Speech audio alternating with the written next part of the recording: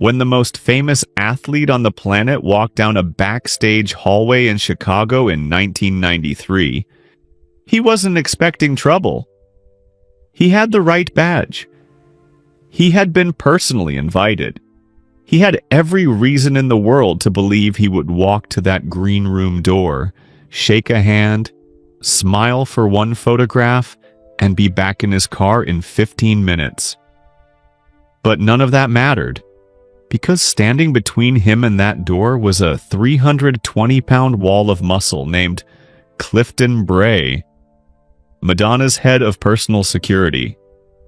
And Clifton had one rule above every other rule he had ever made in his entire professional life. Nobody got through without his personal say-so. Nobody. It didn't matter what the badge said. It didn't matter who had arranged it. It didn't matter that this man, this very large, very calm man walking toward him, had a face that was, at that exact moment, the most recognized face in the entire world. Clifton didn't know that face, and in the half second it took for his body to react before his brain could stop it, he pushed hard. Michael Jordan stumbled back 4 steps. His shoulder hit the concrete wall. His water bottle flew out of his hand and cracked across the floor like a gunshot. The hallway went completely silent, and from the open door of the green room at the end of the corridor, Madonna was watching. She had seen every single thing. Now, here is what nobody ever talks about. The push was not the beginning of the story. It was not even close to the beginning. Because on that same night, standing in the shadow at the far end of that corridor, pressed flat against a fire door, holding a clipboard with both hands and not breathing, was a 22-year-old production runner who saw something that nobody else saw. Something small. Something that lasted less than a second. Something that would change the next 20 years of 5 different lives, including hers. And somewhere across that same arena, a man was standing in a side corridor handling a phone call he should not have taken. A man who made 3 sentences worth of decision that night. A man who, for 20 years after, told nobody what those 3 sentences were. Because those 3 sentences, those 3 small, quiet, completely ordinary sentences, were the reason Michael Jordan had walked down that corridor alone in the first place. No escort, no warning called ahead. No one to say, "Hey, big guy coming, gold badge, he's cleared." Just the corridor, just the badge, just the push.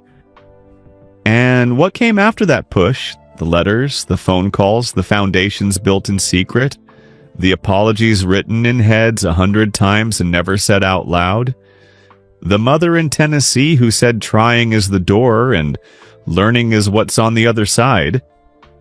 All of it, every single piece of it, traces back to one man's decision to answer a phone at 7:45 on an October night in 1993. A decision he kept silent for 20 years. A decision that, when it finally came out, changed the meaning of everything you thought you already knew about the story. You need to watch this entire video, because the real secret, the one that reframes everything, is waiting for you at the very end. And I promise you, when you hear it, you will want to go back and watch this from the beginning all over again. The hallway smelled like sweat and roses. That is the thing Marcus Deal would always remember first. Not the roar of the crowd still shaking the concrete walls. Not the 50 crew members rushing past with clipboards and tangled earpieces. Not even the echo of Madonna's voice still floating down from the speakers like smoke after a fire. What Marcus remembered, every single night for the next 20 years, every time he closed his eyes and let his mind go quiet, was that strange smell. Sweat and roses. The smell of something beautiful and something human pressed together in a tight space. It was October 14th, 1993. Chicago. The Girly Show World Tour had just finished its sold-out night at the United Center. 17,000 people were still finding their cars in the parking lot. Backstage, the machine was already breaking itself down. Rigging crews unbolting lights, wardrobe assistants gathering sequined costumes, caterers rolling carts of empty trays back through the service corridor. Marcus was 24 years old. He was 5'9", 162 pounds, with a thin mustache he had grown over the summer and was quietly proud of.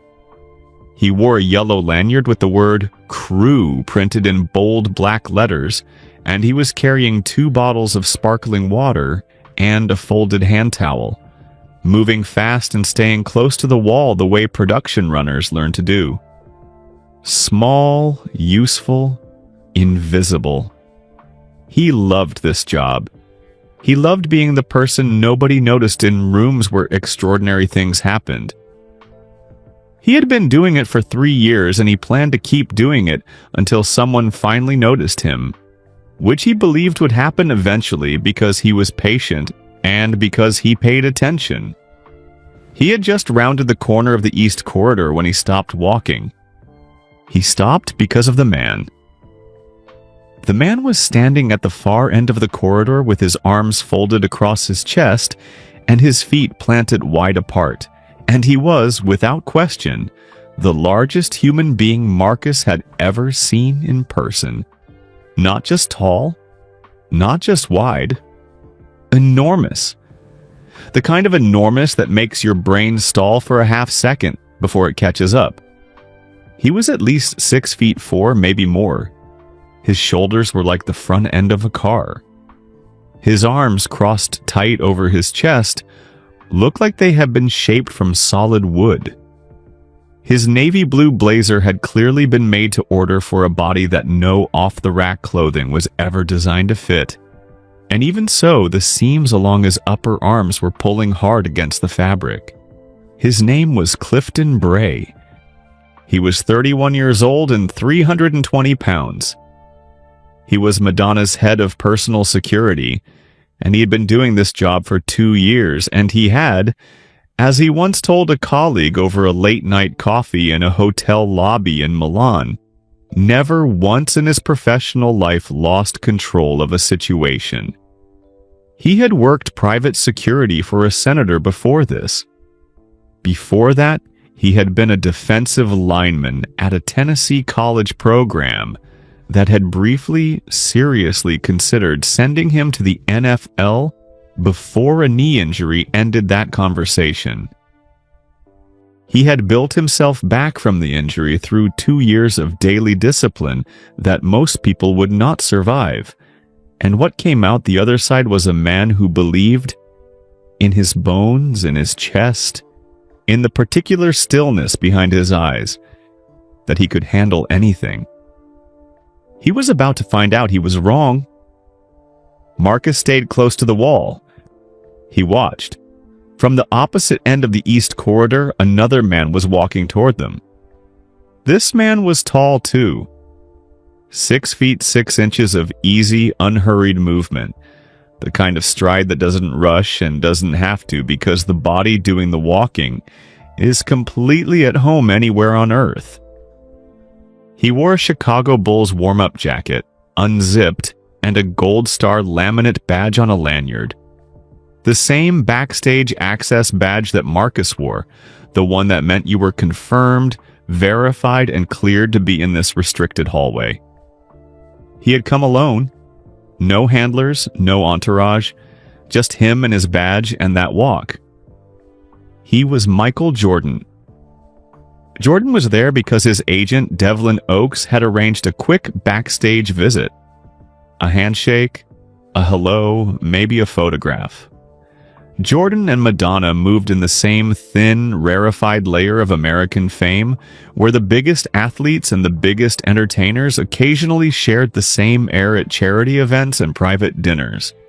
It was meant to be a simple, friendly meeting. 5 minutes, maybe 10. Devlin had sorted the badge.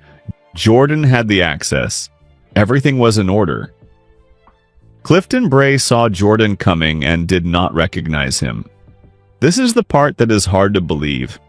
But Clifton had grown up in rural Tennessee, the fourth of 6 children in a house where sports on television were not a priority. He knew the name Michael Jordan. Everyone knew the name. The way you know the name of a country you have never visited. You can point to it on a map. You have no idea what it actually feels like to stand inside it. What Clifton saw was this: a very large man, moving with purpose and speed, approaching his client's door in a restricted corridor without a personal escort and without Clifton's own verbal confirmation. A man whose badge said Gold Star but whose face said stranger. Clifton had one rule above every other rule. One line that was never a suggestion, never a guideline, never subject to exception. Nobody got within 30 feet of his client without Clifton saying so personally. Not executives, not friends, not other famous people. Nobody. Jordan was 10 feet from the green room door. Clifton stepped directly into his path. "Stop right there," he said. Jordan stopped. He looked at Clifton with steady, patient eyes. The kind of eyes that have stared down the best defenders in the world from 6 inches away and never once blinked first. "I'm expected," Jordan said. Simple. Calm. No edge in it. "Badge doesn't mean cleared," Clifton said. "Who confirmed you?" "Devlin Oaks arranged it with her team," Jordan said. "I need to verify that." Jordan held his gaze. "Then verify it." And then something happened. Nobody watching could explain it precisely, not even Clifton himself, who would spend the next 20 years trying. Whether it was a reflex, whether Jordan shifted his weight forward in a way that read, in the split second before thought, as a threat. Whether Clifton's body simply acted before his mind could stop it. Whatever it was, Clifton Bray raised his right forearm and pushed. Not a punch. Not a grab. A hard, flat forward push. The kind of movement a man of 320 pounds can produce with almost no effort and with the force of a small car. It hit Jordan square in the chest. Michael Jordan stumbled back 4 full steps. His shoulder caught the wall behind him. A water bottle spun out of his hand and hit the concrete floor with a hollow crack that echoed down the whole corridor like a single gunshot. The hallway went completely still. Marcus Deal pressed himself against the wall and did not breathe. Clifton's hands, raised and ready, hung in the air for 1 second. 2 seconds, then slowly dropped. His eyes were on Jordan's badge, on the photograph on the badge. He was looking at it the way a man looks at something when the recognition arrives exactly 1 terrible moment too late. From the green room at the end of the corridor, a door swung open. Light spilled out. A woman stood in the doorway in stage clothes.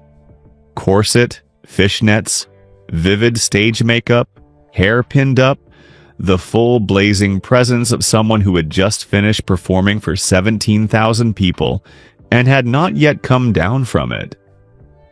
She looked at the man against the wall. She looked at the water bottle on the floor. She looked at Clifton. Madonna had seen everything.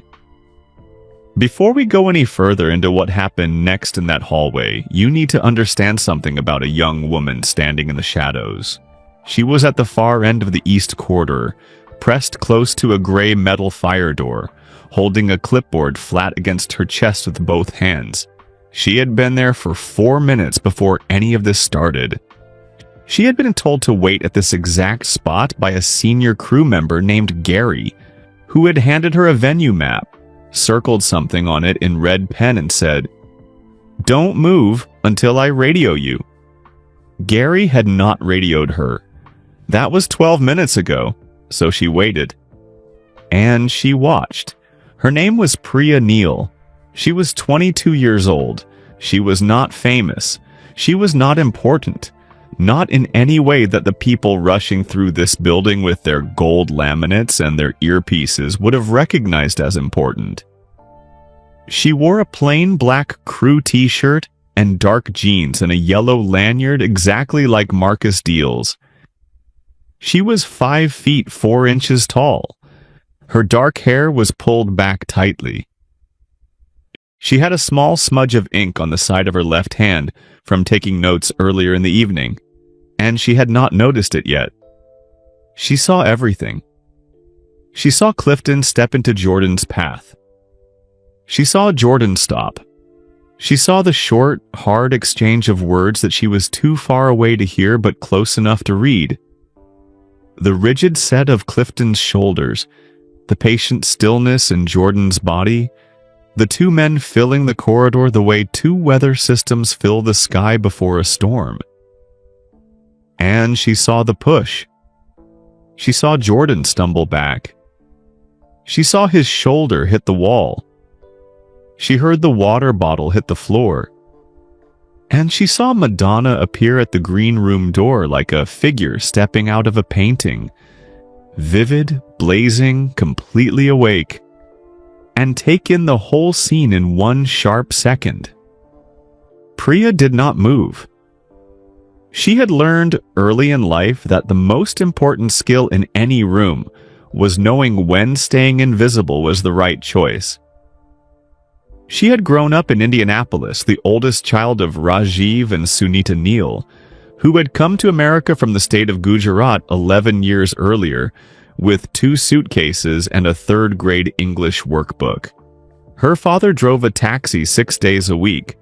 Her mother worked the early shift at a hospital laundry, pressing and folding other people's linens before the sun was fully up.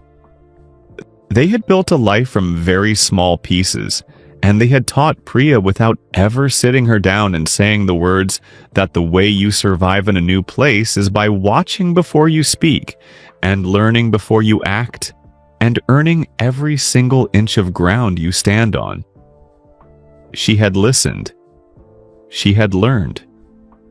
She had won a small communications scholarship to a university in Chicago and spent every summer doing unpaid internships in the entertainment industry because she believed, with the fierce, stubborn certainty of someone who has never had the luxury of giving up, that if she stayed patient and paid attention and kept showing up, somebody would eventually notice her. The internship coordinator who had placed her on this tour was a woman named Glenda, who had forgotten Priya's name twice during their intake meeting, but had written the word reliable in her notes and circled it. That circle was the reason Priya was standing in this corridor tonight. Production Runner, Level 1. That was her title. It meant she fetched things and carried things and knew where everything was and was thanked by almost nobody. It also meant she was here, in this building, in this hallway, on this night. She watched the corridor the way she watched every room she entered. She noticed the things that other people were too busy or too important to slow down for. She noticed which executives took their coffee black and which ones needed 2 sugars to get through a long setup day. She noticed which doors were always left slightly open and which ones were badge-coded shut. She noticed the emotional weather of spaces before she stepped into them. Now, in the held-breath silence after the push, she noticed something that nobody else in the corridor noticed.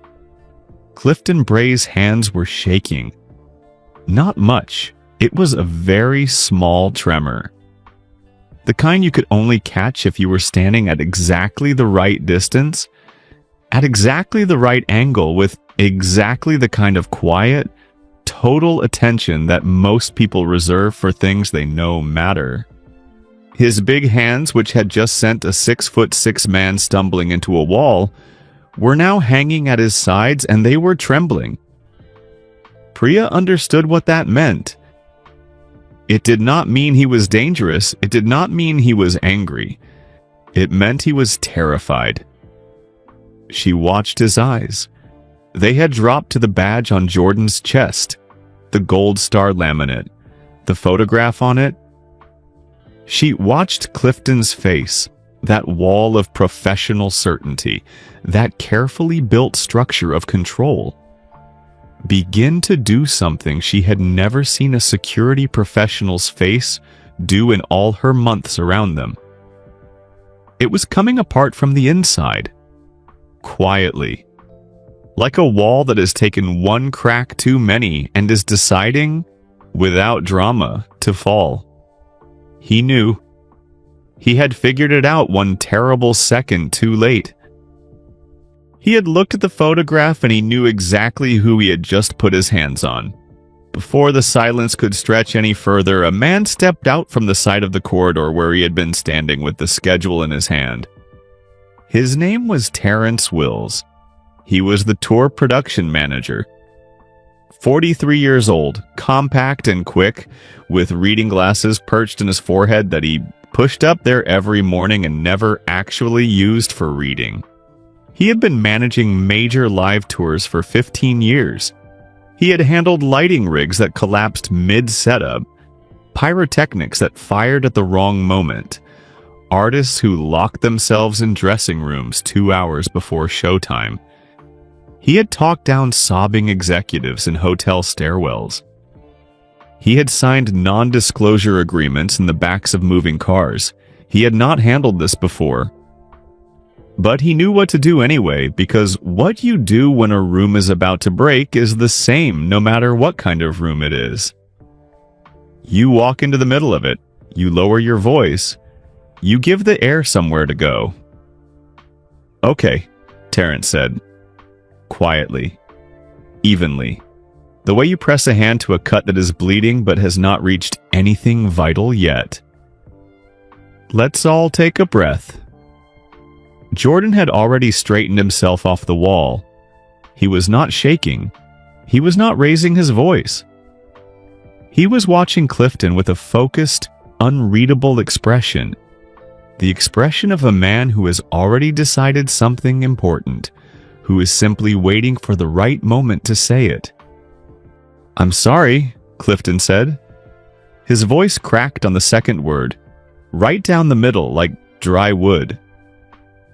"Sir, is that Michael Jordan?"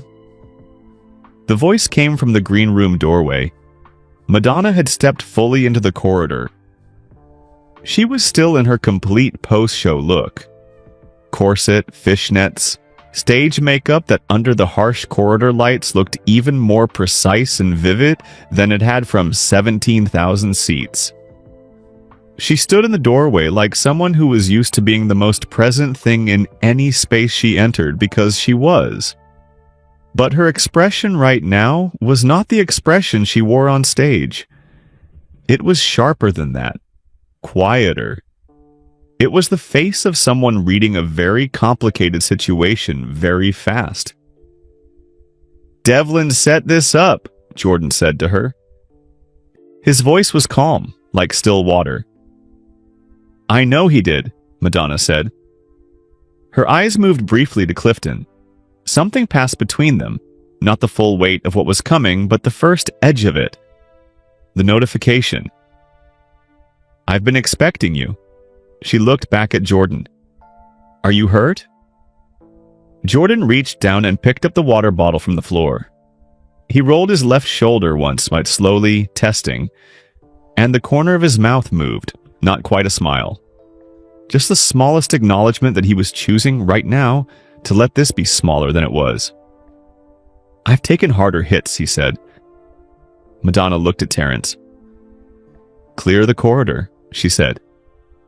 Quietly. Finally. Terrence was already moving before she finished the sentence. Staff peeled away from the walls. The hallway, which had been a frozen photograph for the last 90 seconds, began to move again. People found somewhere else to be very quickly, the way people do when they understand instinctively that what is about to happen next is not for their eyes. In the shadow near the fire door, Priya Neal did not move. She was not sure anyone had remembered she was there. She pressed her back flat against the wall and held her clipboard and kept her breathing slow and quiet. And she watched Clifton's shaking hands and Madonna's reading eyes and Jordan's still face.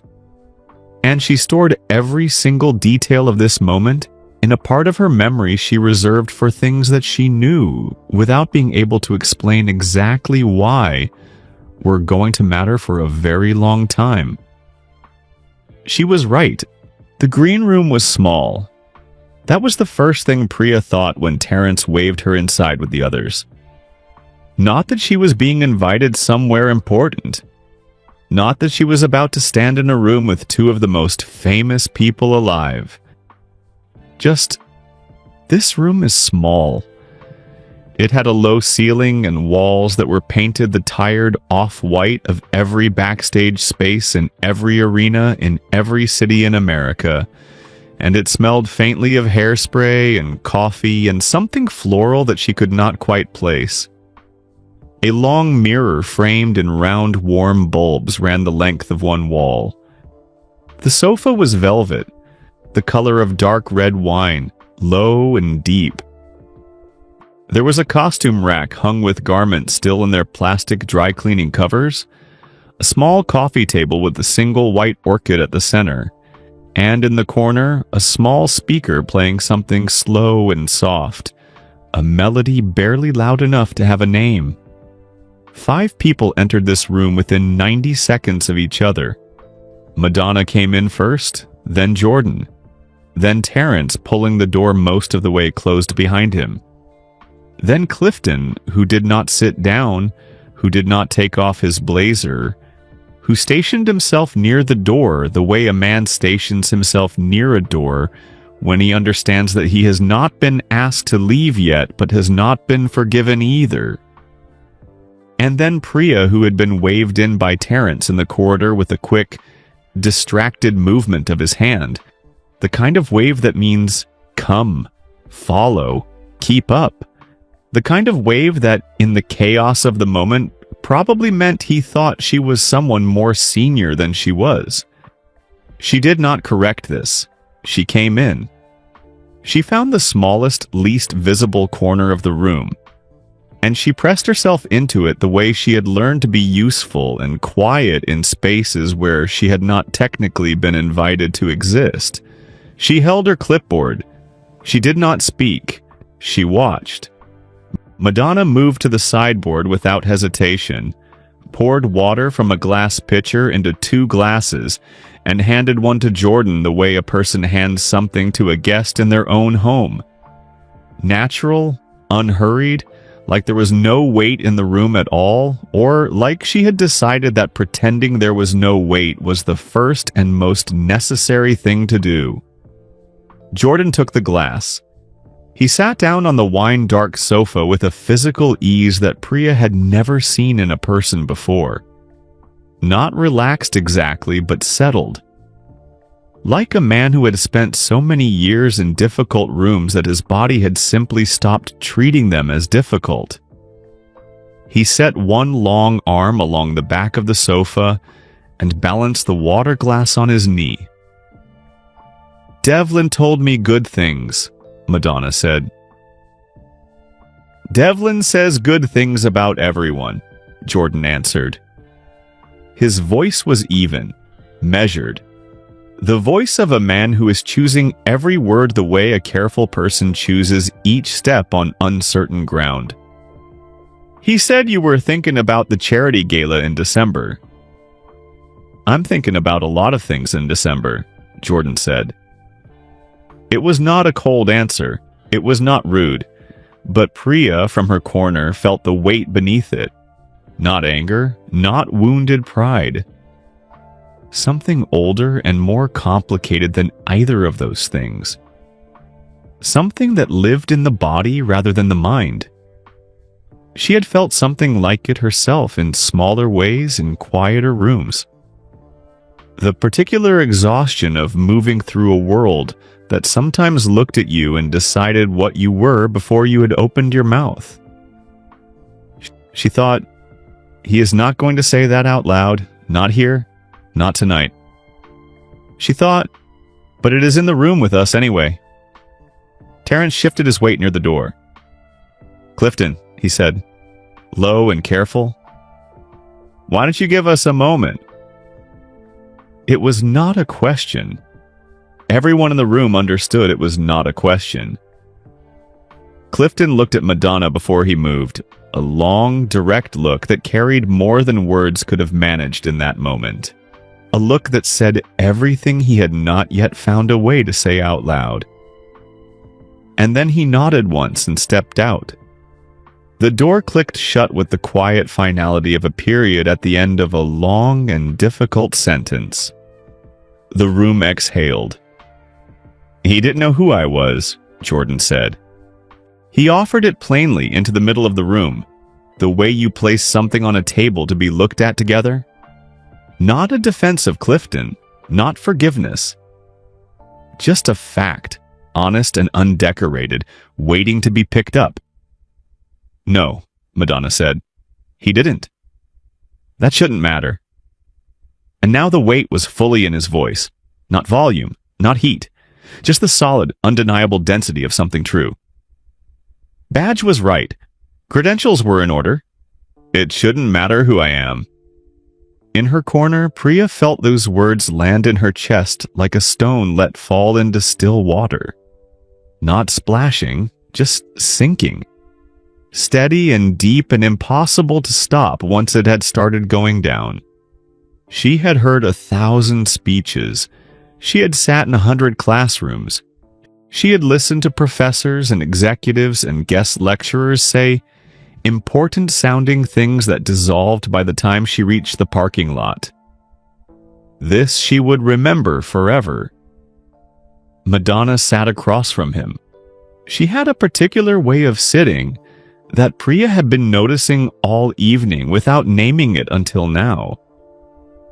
She sat upright and completely still, and gave whoever she was looking at the full weight of her attention, the way a person gives a gift they have decided to give completely or not at all. There was nothing distracted in it, nothing performed. She was simply entirely present. You're right, Madonna said. It shouldn't. She let a moment pass. Then, I'm going to deal with it. I'm not asking you to fire him, Jordan said. I know you're not. I'm asking you to talk to him. I will. Jordan drank from his glass. He set it down on the coffee table beside the white orchid and looked around the room slowly. The mirror with its ring of warm bulbs, the garments and their plastic covers, the low ceiling, the tired walls. With the quiet, unhurried appraisal of a man who has sat in 1,000 rooms like this one, and has understood after all of them that they are all in some essential way the same room. A small space behind a big stage where people take off the performance and figure out what is actually true. I heard the show was excellent, he said. Something shifted in Madonna's expression, a small unlocking. The first genuinely warm thing that had moved across her face since she stepped out of the green room doorway 10 minutes ago. It was, she said simply. And then Jordan looked at Priya. Not at Terrence. Not at Madonna. He turned his head and looked directly at the young woman standing in the corner of the room, with the clipboard held flat against her chest. The young woman who had said nothing and taken up as little space as possible, and done everything right to make herself invisible. He found her anyway. You work production? He asked. Priya's voice did not crack, which surprised some part of her that had been quietly preparing for it to. Yes, sir, she said. Production runner. You were in the hallway. Yes, sir. It was not an accusation. It was a simple, straightforward fact, delivered without any edge. But the room had stilled again in a new way, and Terence, near the door, made a small movement.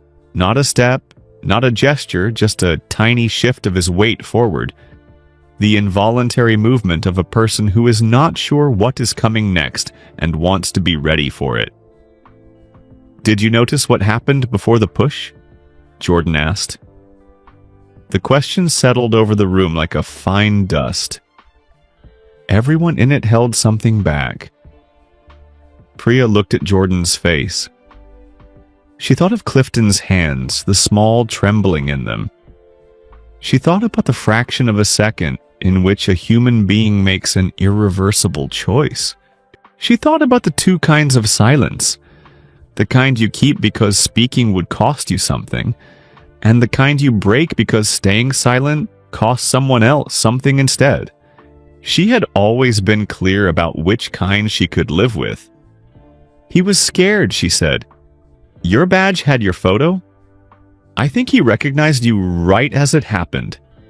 Right at the same second. I think he knew the moment it was done what he'd done. Nobody moved. Jordan looked at her for a long, steady moment. His expression did not change much, but something in it settled. The way a question settles when it finally has an answer it trusts. What's your name? He asked. Priya, she said. Priya Neal. He nodded once. Slowly. The kind of nod that means I am going to remember that. He stood. He reached across and shook Madonna's hand. And what started as a handshake became something warmer, a two-handed clasp, the kind exchanged between people who have just looked at something true together and have decided they respect each other for it. He shook Terence's hand. He looked at Priya one final time. Not long, not dramatic, just a look that acknowledged her fully, the way a person looks at someone they have decided exists. And then he walked to the door.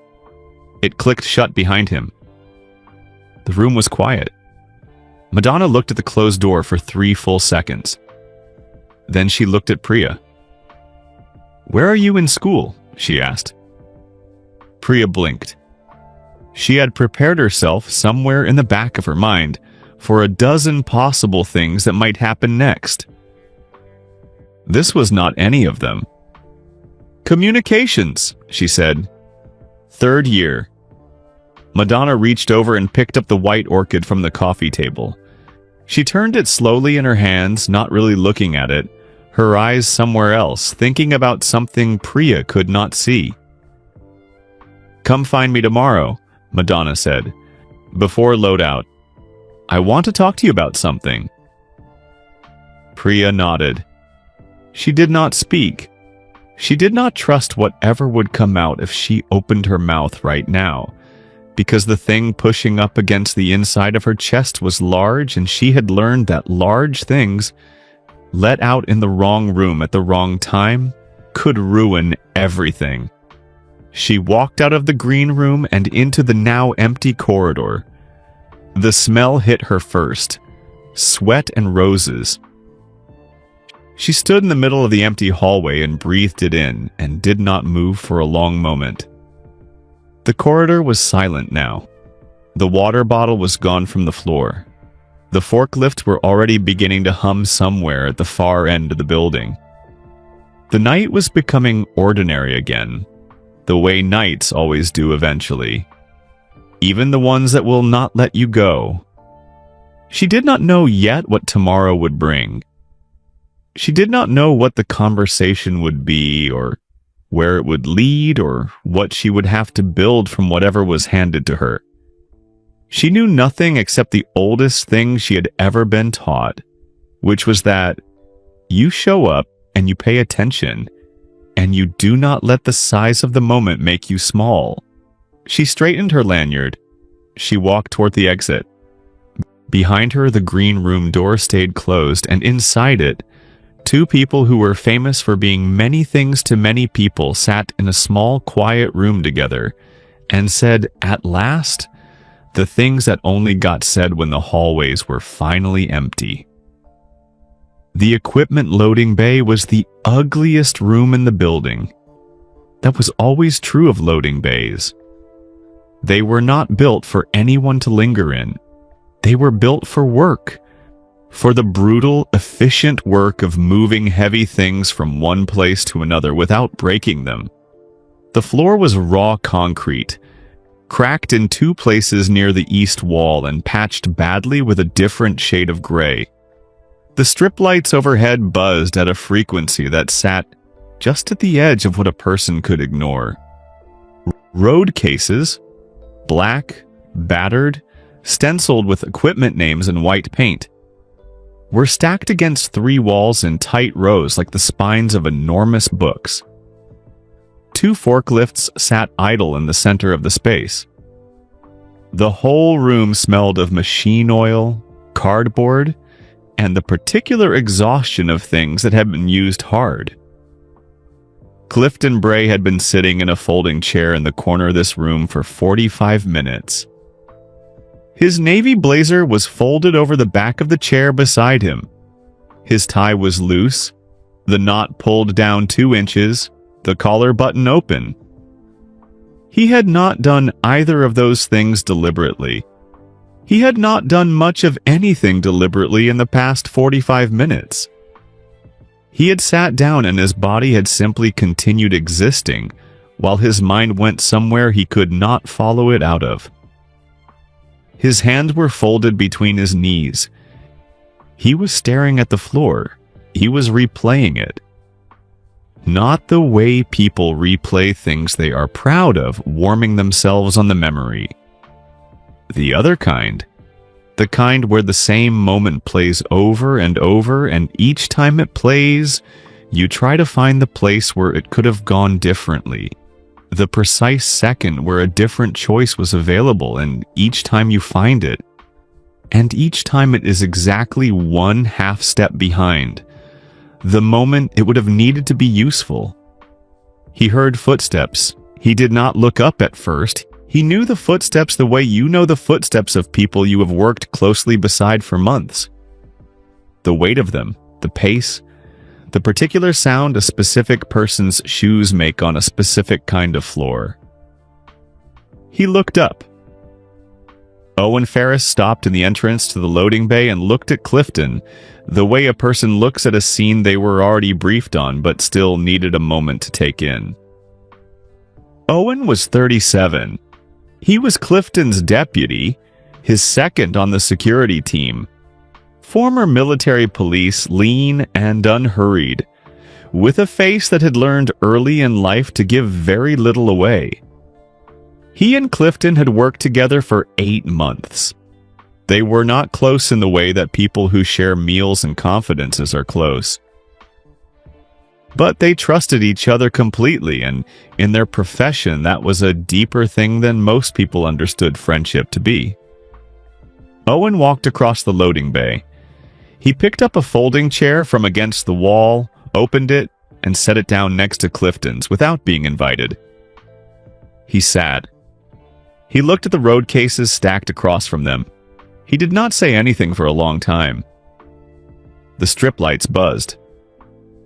"You know who it was," Owen said. Not a question. A statement of fact, offered quietly. "Found out about 10 seconds too late," Clifton said. Owen nodded. Clifton opened his mouth, closed it, tried again. He left the building," Owen said. "No statement, no police, no press." Clifton exhaled slowly through his nose. It was not relief. Not the full clean thing that relief is supposed to feel like. It was more like the loosening of one specific knot while all the others stayed pulled tight.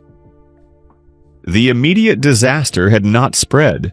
The larger disaster was still entirely present. "Madonna is going to let me go," Clifton said.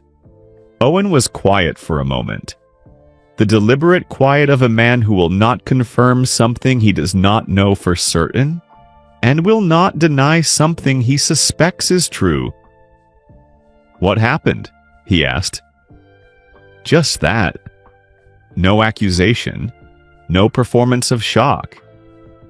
Just the question, clean and direct, because Owen was the kind of man who believed that the most useful thing you could give another person in a bad moment was the space to say the true thing out loud.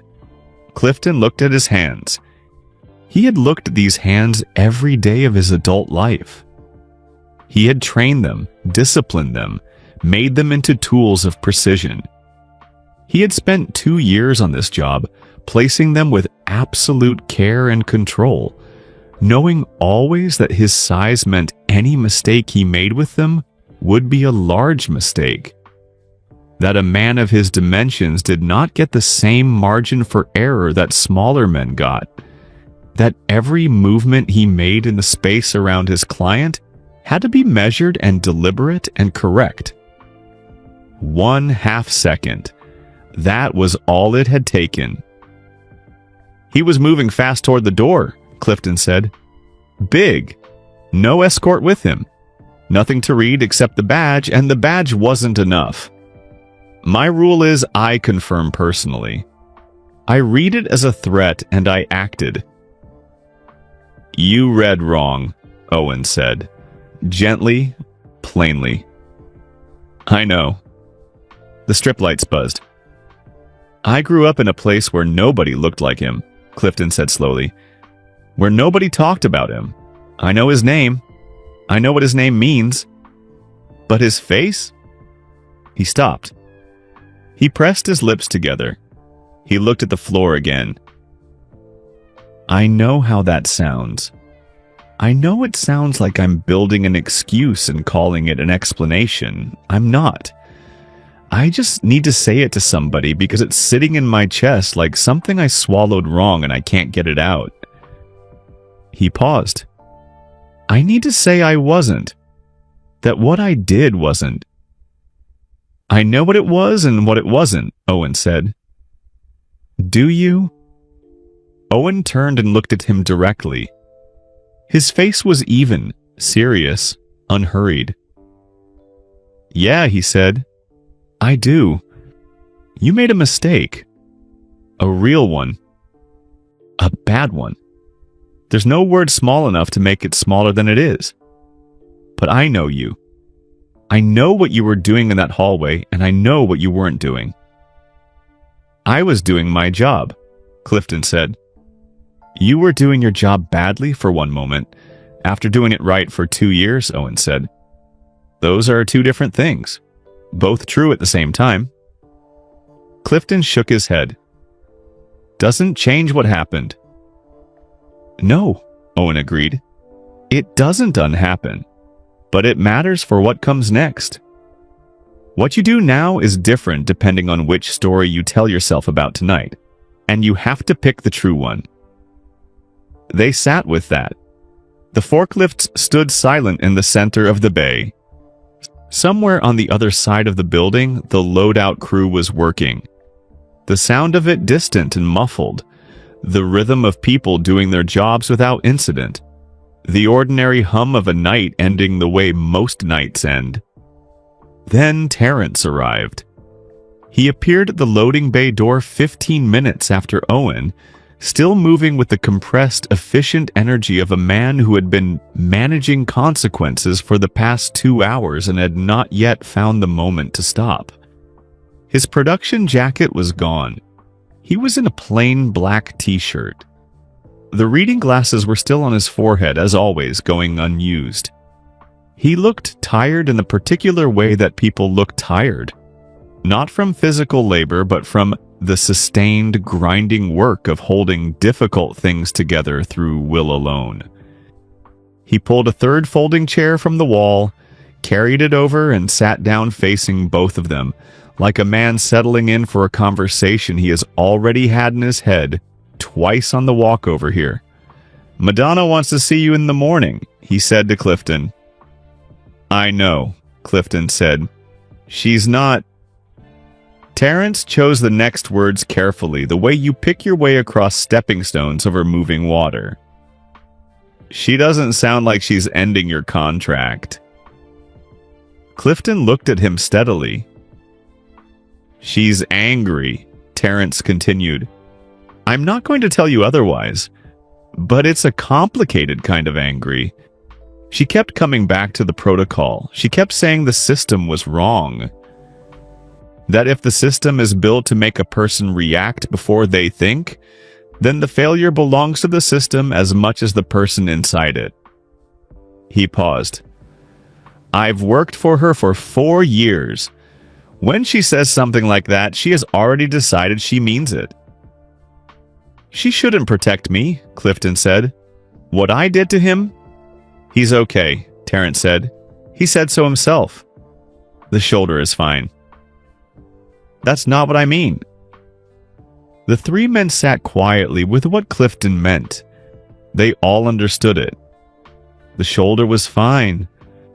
Jordan had said so, had picked up the water bottle, had almost smiled. But that was not the injury Clifton was talking about. He was talking about the other kind. The kind that does not show up on any chart. The kind that a man carries in his body from all the times the world looked at him and decided what he was before looking at his face. The particular ugliness of that experience and the particular sickening weight of knowing that tonight, in that corridor, he had been the one to deliver it. A man built like him. A man who looked like him. Putting his hands on another man and sending him into a wall, and for a half-second, reading him as something less than what he was. That was the wound. That was what Clifton was sitting with in the ugly room under the buzzing lights. I need to apologize to him, Clifton said. In person, directly. Not through a lawyer, not through a statement, not through Terrence passing a message through 3 sets of hands. I need to stand in front of him and say the thing. That may not be possible, Terrence said. I know it may not be. I still need to try. Owen looked at the floor. Terrence looked at his hands. Nobody offered a counter-argument because there was no counter-argument worth making. Go see Madonna in the morning, Terrence said finally. That's the first step. You start there. Clifton nodded. He reached over and picked up his blazer from the back of the chair. He stood up and put it on. Not because he was going anywhere. The night was over. There was nothing left to manage or protect. He put it on because it was the thing he wore when he needed to be the professional version of himself. And right now, even in a concrete loading bay at midnight with only 2 people he trusted watching, he needed to be that person. Not as a performance, as a choice. A commitment made to himself out loud in the only language he knew how to use. He straightened the lapels with both hands. He did it slowly and carefully, the way he did everything that mattered. Then he stood still. Owen looked at his hands. They were not shaking. Priya did not sleep that night. Not because she was in distress, not because she was afraid, but because she was the kind of person whose mind, after a significant event, did not simply switch off the way some people's minds did. It did the opposite. It woke up. It became more alert, more precise, more hungry. The way a fire gets bigger when you add something to it instead of smaller. She lay on the narrow bed in the crew hotel room and looked at the ceiling. The room was the same as every other crew hotel room on every other stop of the tour. Low ceiling, dark curtains that blocked the light, but not the sound of the street below. A bedside lamp with the shade slightly crooked on its base. A heating unit under the window that clicked and hissed at irregular intervals like something alive and restless. She was not looking at any of it. She was looking at the inside of last night. She kept hearing Jordan's voice. Not his whole voice, just those particular words, pulled out of everything else and held up separately the way you hold up a stone you found to look at it in better light. It shouldn't matter who I am. She turned it over. She examined its shape.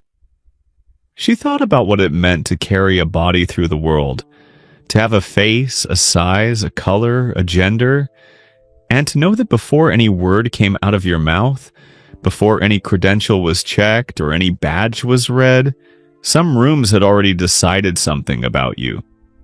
Not all rooms, not every person, but enough rooms, enough people, enough times that the knowledge of it settled into your bones and lived there quietly like something you had simply learned to account for.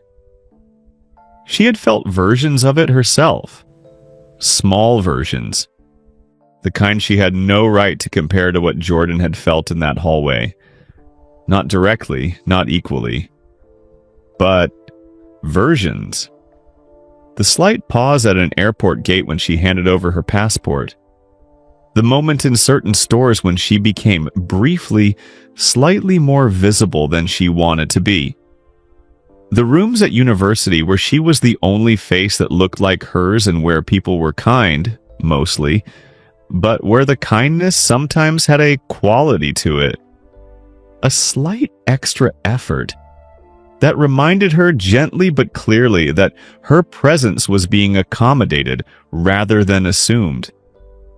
She understood in her body and not just her head that the world sorted people before it listened to them. It sorted by what it could see first. She thought about that for a long time. At 6 in the morning, the window behind the dark curtains began to go faintly pale. She got up, she showered. She stood in front of the small closet and looked at her 2 crew shirts, the regular one and the better one, which was identical except that it had no bleach stain near the left hem. And she put on the better one. She went downstairs to the hotel lobby. The production crew was scattered around the breakfast area, the people in the slow, quiet mode of early morning. Before a load-out day, eating without talking much, staring at coffee cups or schedule sheets. A few of them nodded at her. Most of them did not see her, which was fine. She sat at a small table alone and ate a bowl of oatmeal and rehearsed. Not words exactly, more like the shape of the conversation. The version where she walked into the dressing room and Madonna had already moved on, and the invitation last night had been the polite, forgettable kind that important people extended and did not expect anyone to actually follow through on. She rehearsed how she would handle that version, how she would say good morning and thank her, and leave cleanly without showing that she had gotten up at 6 and put on her best shirt.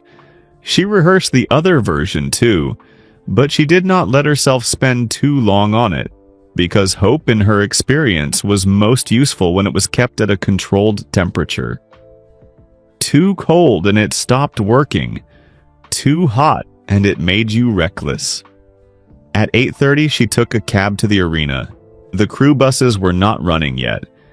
She told herself that was the reason she took the cab. She did not fully examine the other reason, which was that she was afraid if she sat in the hotel lobby for 1 more hour, she would find a way to talk herself out of going at all. She found Madonna in the main dressing room. She was at the long mirror. No stage makeup, no costume, no performance version of herself.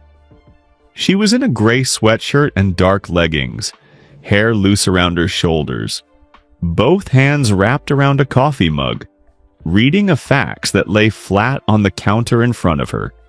2 assistants moved quietly around the edges of the room, doing small necessary things, taking up no unnecessary space.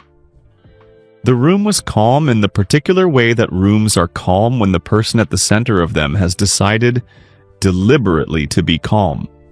Madonna looked up when Priya appeared in the doorway.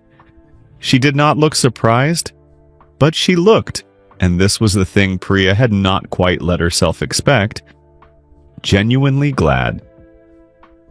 "You came," she said.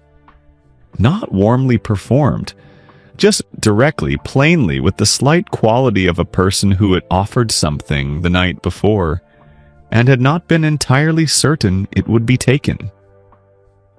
"You asked me to," Priya said. Madonna set the facts aside. She gestured to the empty chair beside her at the mirror. Priya sat. She looked at her own face in the long mirror next to Madonna's face, under the ring of round, warm bulbs, and had the brief, strange sensation of seeing herself from the outside.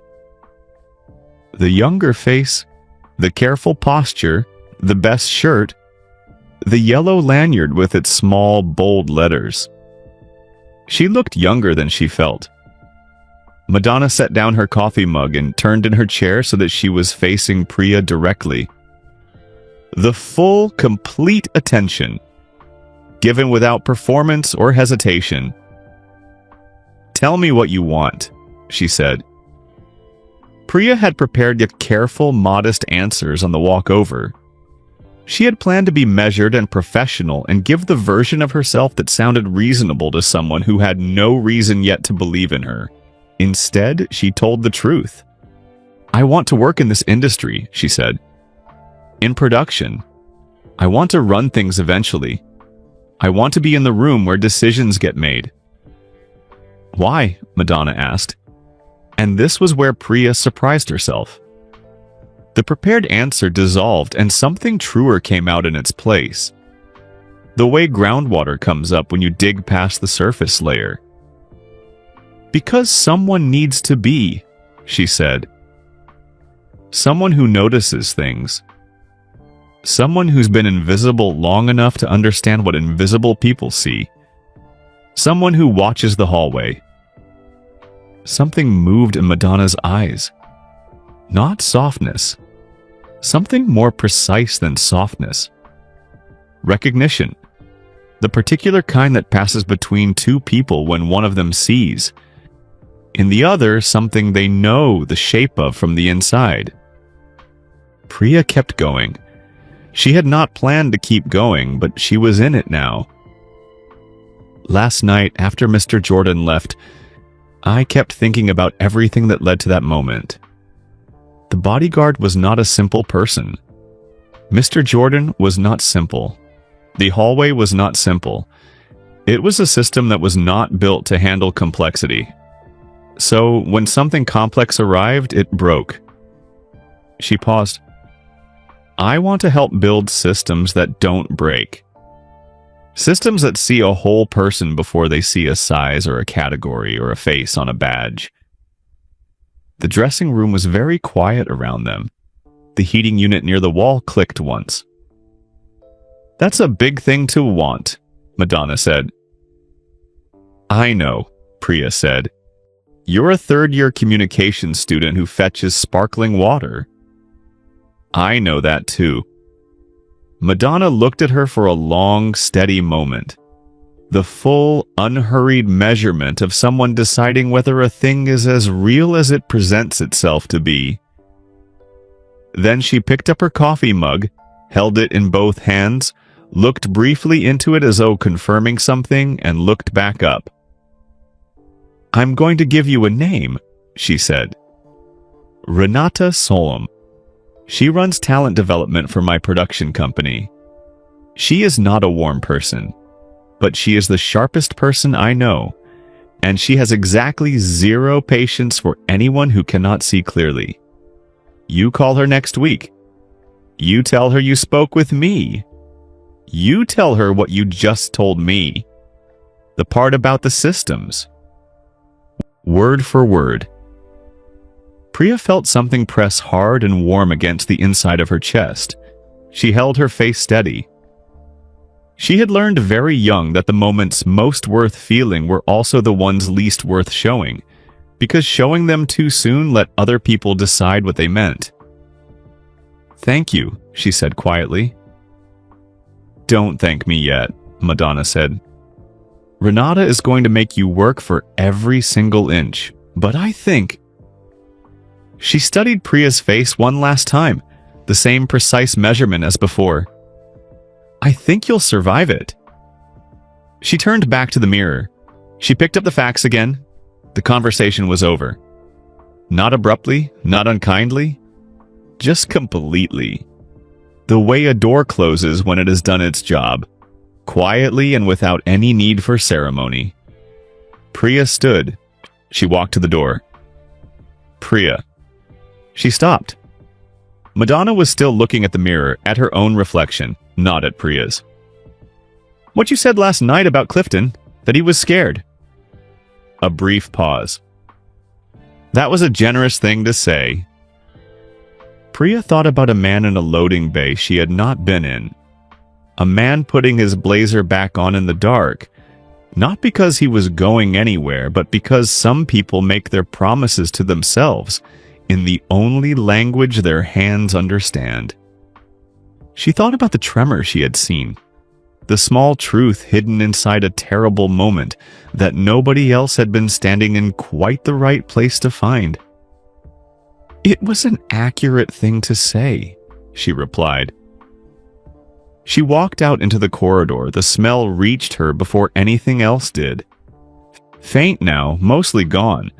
The building already becoming the neutral concrete smell of a space being broken down and packed away.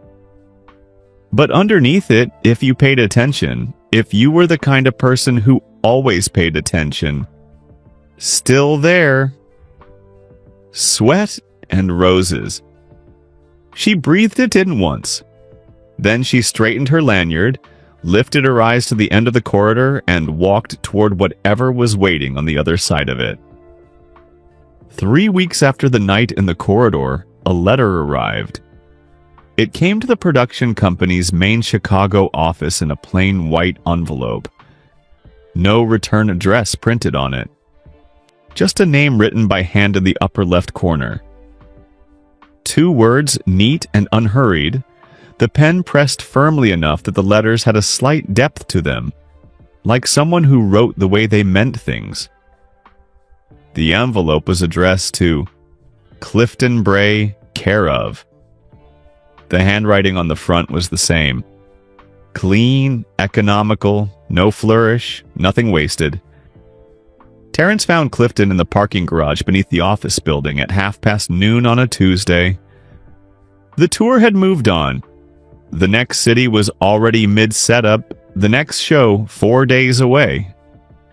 Clifton was still on contract by Madonna's specific and deliberate choice, made in a meeting with 2 lawyers who had both, using different careful language, suggested that the cleaner path was a separation. She had listened to both of them. She had thanked them. She had kept Clifton.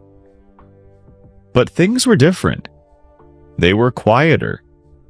There was a careful new space around him in the way people moved near him, in the way conversations paused slightly when he entered rooms, in the way certain crew members who used to greet him easily now made the greeting 1 degree more formal, more considered, as though they had revised their understanding of him and had not yet fully settled on the new version.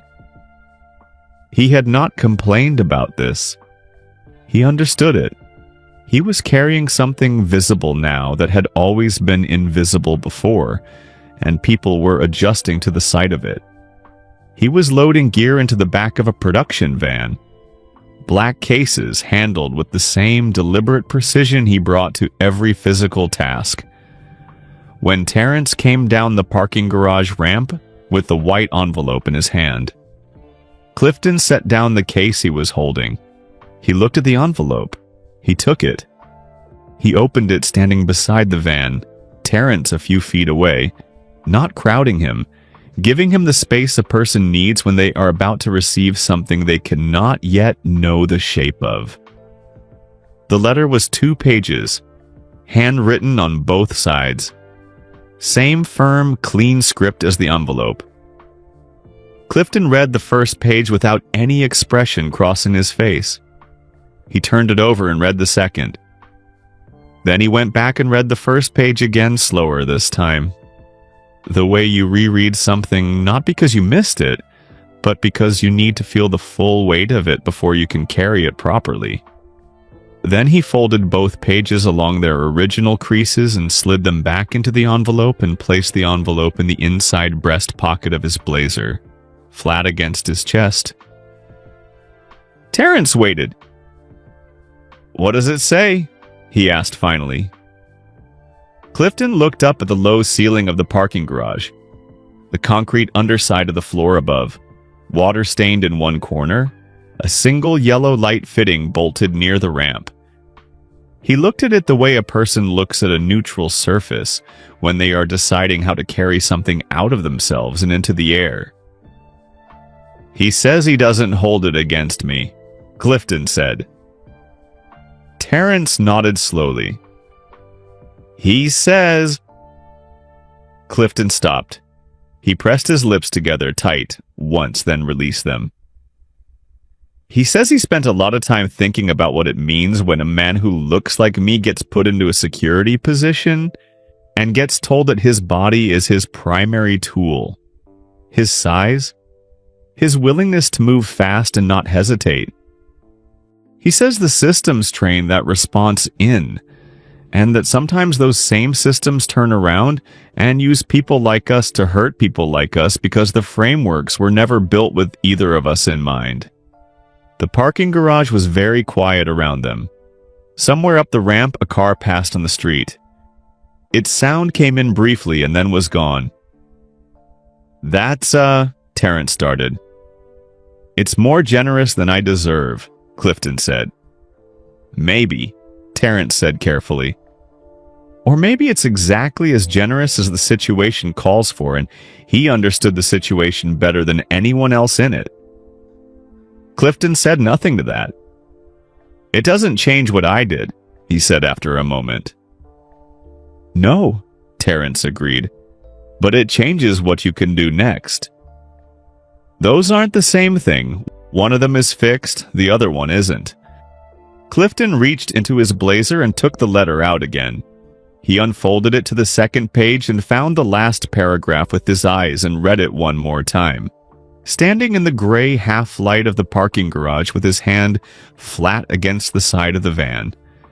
He did not read it aloud, but later in the quiet of that evening it would be the paragraph that stayed with him. The one he would return to over the following months and years.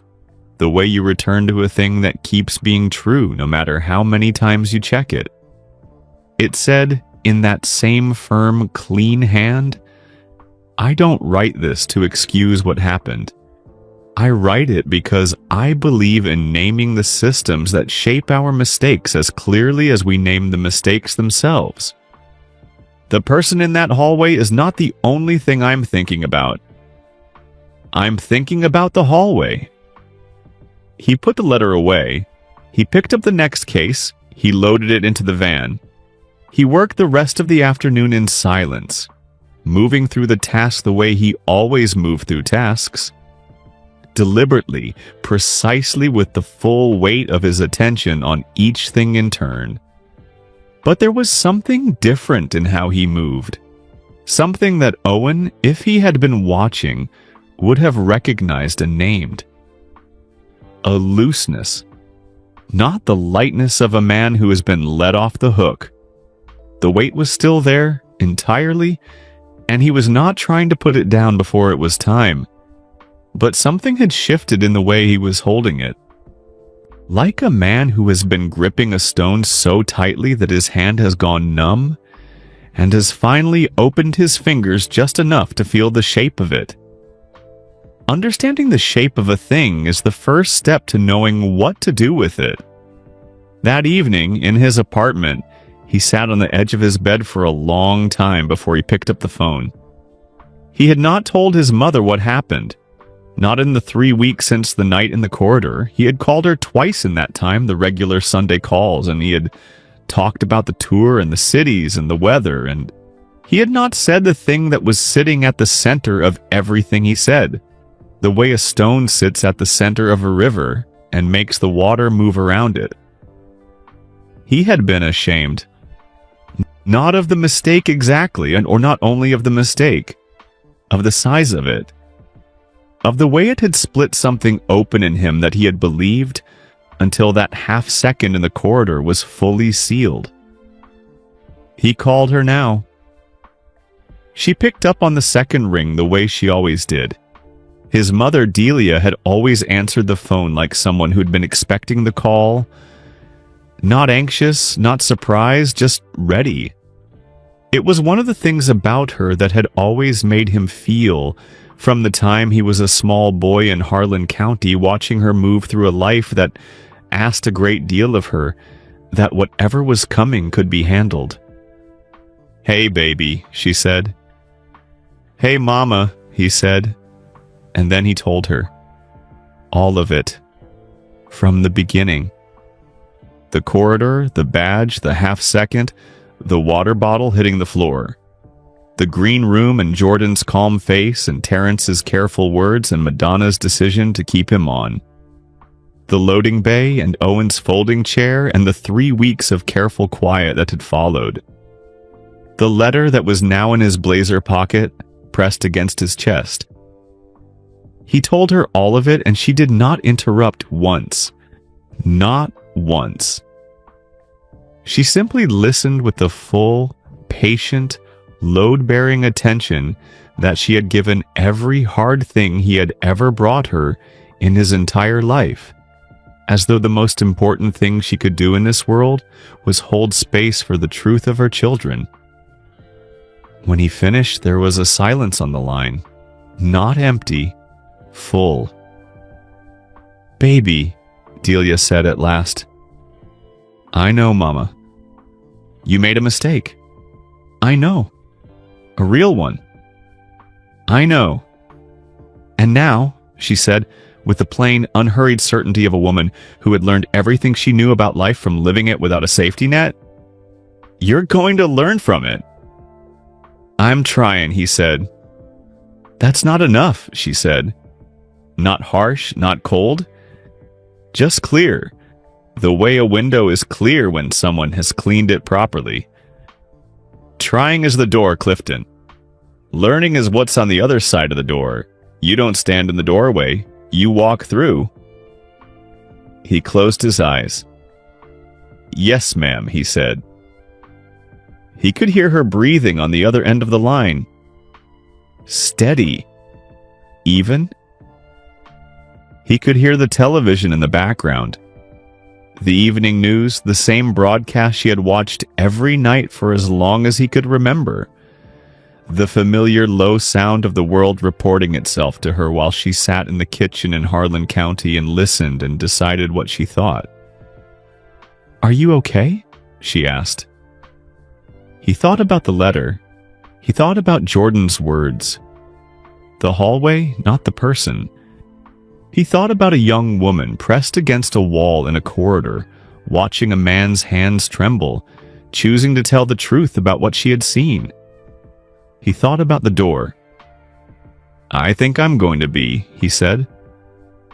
"Good," said Delia. There was a warmth in it, brief and solid and completely real. "Then go be." He stayed on the line a little longer than necessary. Not because there was more to say, just because the sound of her breathing was the oldest steady thing he knew. And some nights that is exactly what you need before you can let the day be over. Then he said goodnight. He set the phone down. He sat in the quiet of his apartment and felt the letter in his blazer pocket. Still there, flat and warm against his chest. And he thought about hallways. About all the hallways he had stood in over the years with his arms folded and his feet planted wide and his face making the statement it had been trained to make. He thought about how a system gets built, how it gets built from 100 small decisions made by people who are not thinking about every person the system will eventually touch, how it runs on its own momentum long after the people who built it have moved on. He thought about how you begin to change a thing like that. You begin, he decided, by understanding it. and you begin understanding it by being honest about the part you played in it. He reached into his pocket. He took the letter out one final time. He read the last paragraph again in the dim light of his apartment. I'm thinking about the hallway. He folded it, put it away. He was already, in some way he could not yet fully name, beginning to walk through the door. October 2013, Chicago, 20 years almost to the night. The ballroom was on the 14th floor of a downtown hotel, and through the tall windows along the east wall you could see the city laid out in the dark. The lights of it, the grid of it, the quiet, enormous fact of it going on and on in every direction without stopping. 300 people filled the room. Round tables covered in white linen. A low stage at the front with a single podium and a microphone. The kind of room built for the kind of evening where something real was supposed to be said, and where the people in it had come because they believed in the saying of it. The event was called Safe Passage. It had been founded 12 years earlier in 2001 by a woman who had spent the years between 1993 and 2001 working quietly, methodically, without fanfare, her way from production runner to production coordinator to project manager to the kind of person whose name other people in the industry mentioned when they needed someone who could see a system clearly and tell you exactly where it was going to break. Her name was Priya Neal. She was 42 years old. She stood at the podium in a charcoal suit, her hair pinned up, a lanyard around her neck that was gold instead of yellow and said, Founder in clean white letters. She had put it on that morning without thinking much about the yellow one it had replaced, because that was who she was. Someone who moved forward without spending too long looking back, because looking forward was where the work was. She looked out at the room. 300 faces. Production managers and venue directors and security consultants and lawyers and communications professionals from 26 production companies across 14 cities. People who built the systems. People who had come to Chicago on a Thursday evening in October because they believed, or were beginning to believe, or wanted to believe, that the systems could be built better than they currently were. Priya thought about all the things that had led to this moment. The corridor, the smell, the water bottle spinning across concrete, the green room and its orchid and its 5 careful people, the dressing room at 6 in the morning and a name written on a slip of paper. 7 years under Renata Solm, who was not warm but was brilliant, and who had, on the last day of Priya's 7th year, looked at her across a conference table and said, "You don't work for me anymore.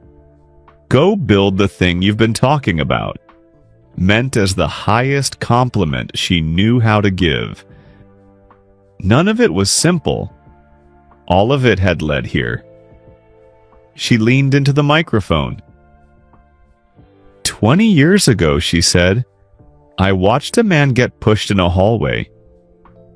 The room went quiet in the particular way rooms go quiet when someone says something true right at the beginning, before the audience has had time to prepare itself. He was not hurt, not physically, but something happened in that hallway that I have spent 20 years thinking about. She paused. Not the push. Not the man who pushed. Not even the man who was pushed. A shorter pause, sharper. I have been thinking about the whole way. She told the story. All of it. The corridor, the badge, the half-second, the water bottle spinning across the floor. Madonna at the green room door reading the room in 1 clean second. The 5 people in the small space with the round bulb mirror and the orchid. The loading bay and a man sitting alone with his hands folded between his knees, replaying a loop he could not stop. A letter in a plain white envelope 3 weeks later. A phone call to a mother in Tennessee who said, "Trying is the door." A name written on a slip of paper by a woman in a gray sweatshirt at 6 in the morning. She told it the way it deserved to be told. Not as a warning, not as her personal origin story, not as a tribute to any one person in it. She told it as a story about systems, about the way frameworks get built by people who are not thinking about every person those frameworks will eventually be used on. About the kinds of failures that happen, not because the people inside the system are bad, but because the system was assembled from incomplete assumptions, and incomplete assumptions have consequences, and the consequences fall hardest on the people who were never part of the original design. When she finished, the room held its silence for 3 full seconds. Then 300 people began to applaud, and it built into the kind of sound a room makes when it has not just appreciated something but recognized it. The way you recognize a truth you already carried but had never found the exact right words for. Priya thanked the room.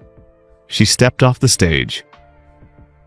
The crowd came to her the way crowds always come to someone who has just said something that matters. Attentive, energized, full of their own versions of the story she had just told, full of questions and ideas and the particular bright energy of people who feel permission to finally talk about something they have been thinking about alone. She moved through all of it with easy patience. This part, the slow, person-by-person work of people deciding to trust an idea, was as important as any speech she could give from a stage. She knew that. She had always known it. 20 minutes in, a hand touched her shoulder. She turned. He was 61 years old. His hair had gone gray at the temples, and his face had the fuller, settled quality that faces acquire over 20 years of living. But he was still the largest man in the room. Still, without question, the person whose presence you registered first when he entered a space. He wore a navy blazer, not the same one from 1993, but the same essential garment. The same decision made every morning for 30 years about who he was when he walked into a room. His armor still, but worn differently now. Less like a wall and more like a choice he understood. Clifton Bray was smiling. It was small and careful. The smile of a man who is not entirely certain of his welcome, but has decided, after everything, that uncertainty is not a sufficient reason to stay away. That walking towards something you cannot guarantee is sometimes the precise thing that needs doing. "I didn't know you'd be here," Priya said.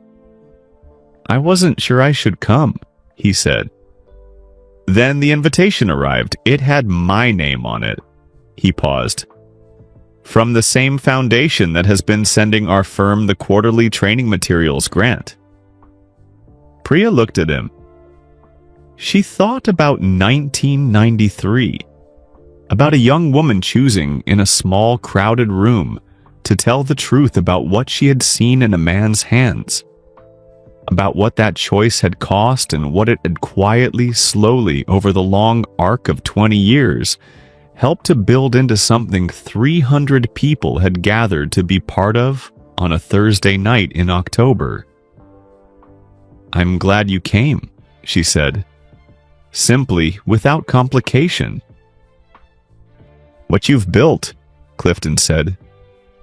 He stopped. He started again, the way people do when the prepared version falls short of the real one. "I work security consulting now. Private firm. We've been running your de-escalation frameworks in our training program for 3 years. "I know," Priya said. He blinked. "I know because I put your firm on the access list 2 years ago," she said. "I recognized the name when the partner request came through our database. He looked at her the way a person looks at something they did not expect and cannot quite yet fit into what they thought they knew. "You didn't have to do that," he said. "You walked through the door," Priya said. "Someone should have left it open." They stood together in the center of the room, the large, careful man and the 42-year-old founder, surrounded by 300 people building things, and for a moment did not speak. The sound of the ballroom moved around them like a current around two still things. "I owe someone an apology," Clifton said. His voice was low and even. "A real one, in person. Not through paper, not through anyone else's hands. I've written it in my head 100 times over 20 years, and I have never found the version that feels like the complete and true one." "I know someone who can help you find it," Priya said. She reached into the pocket of her charcoal jacket and took out a plain white business card and held it out between them. He took it with one hand. He looked at it. He looked up at her. His hands, she noticed. The hands she had watched tremble in a corridor in 1993. The hands that had been the first true thing she had ever seen clearly enough to say out loud, were completely, perfectly steady. Across the ballroom, standing alone near the tall windows with the whole city behind him, a man had been watching all of this. He had arrived through a side entrance an hour ago. He had stood at the back of the room for Priya's entire speech without moving and without speaking, surrounded by 300 people who did not know he was there. He had listened to her describe the hallway. He had listened to her describe the systems and the assumptions built into them and the cost of those assumptions on the people they were never designed to protect. He had thought about what it felt like to be pushed. Not the physical part in that it lasted 4 seconds and left no mark. The other part, the part that lived longer. The familiar exhaustion of a body that the world sometimes assessed by the wrong criteria in a fraction of a second, before any badge could be read or any name could be said. He had thought about the letter he wrote 3 weeks after that night. He had meant every word of it then. Standing in this ballroom 20 years later, surrounded by the work that had grown from that night the way a tree grows from a seed that fell in the dark, he still meant every word. He watched Priya hand Clifton the card. He watched Clifton's hands receive it. He watched the steadiness in them, and something in his chest settled completely, like a thing that had been waiting a very long time to be set down in the right place. Then he pushed away from the wall and began walking across the ballroom floor. Before we follow him across that ballroom floor, you need to understand what he had been doing for the 11 years before he walked into this room tonight. The foundation was called the Hallway Project. It had been set up quietly through a law firm in New York in the spring of 2002. Not announced. Not tied to any public initiative or press moment. The paperwork was filed on a Tuesday morning, and by Tuesday afternoon it existed. A legal entity with a mission statement, a bank account, and a donor who had given the attorney handling it one clear and simple instruction: keep my name off it. The mission statement read, to support organizations working toward equitable and humane security practices in public spaces. 11 years later, it had given just under $4 million to 12 nonprofits across the country. Safe Passage was the largest of them. The one that had grown the fastest, reached the most cities, trained the most staff, and built the most durable partnerships with the most production companies.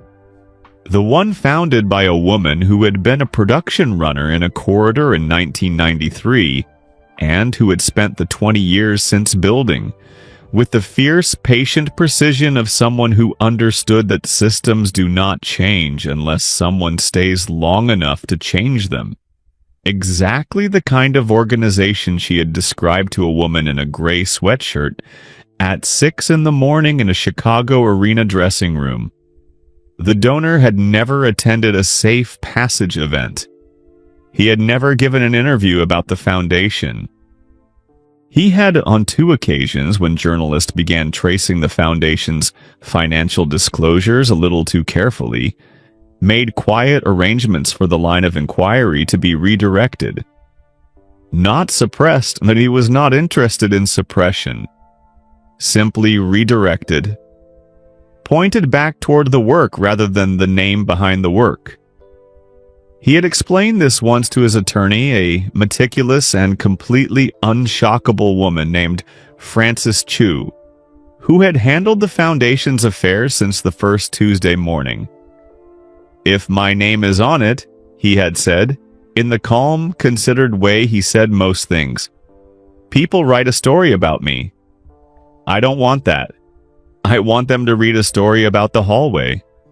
Frances had written that down. She had not asked any follow-up questions. She was excellent precisely because she understood when follow-up questions were not the thing a moment needed. In September 2013, something shifted. A letter arrived at his office. Not from Frances, not from a journalist. A personal letter handwritten on plain paper, in a script that was clean and direct and mad.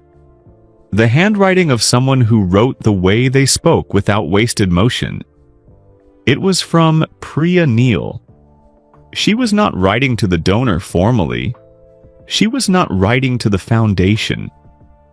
She wrote the way you write to someone you have never met but have thought about for a long time. Carefully, honestly, without pretending the connection between them was simpler than it was. She told him about the 20th anniversary event. She told him it would be in October in Chicago, in a ballroom full of the people who had spent years doing the work that the foundation had helped make possible. She told him he did not have to come as himself.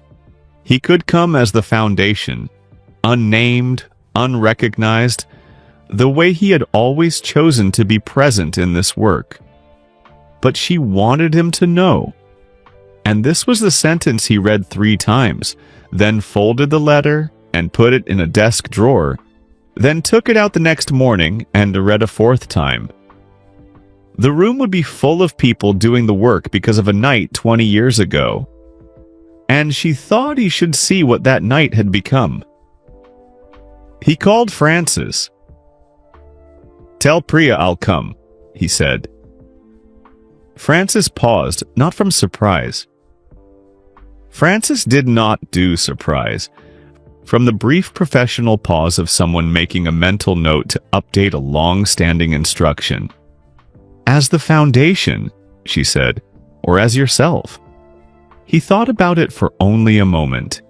He thought about 11 years of deliberate invisibility. He thought about why he had chosen it and whether that reason still held. He thought about a room full of 300 people who had built something real from a night that had cost everyone in it something real. "As myself," he said. He arrived at the hotel through a service entrance to the east side of the building, escorted by a single member of the venue's security staff, a young woman, mid-20s, who introduced herself by her full name as they walked, explained the layout of the venue in clear and practical terms, and asked, before they reached the ballroom doors, whether he had any preferences for how he would like to move through the space that evening. He stopped walking for just a second. He looked at her. "Where did you train?" he asked. She named the program without hesitation.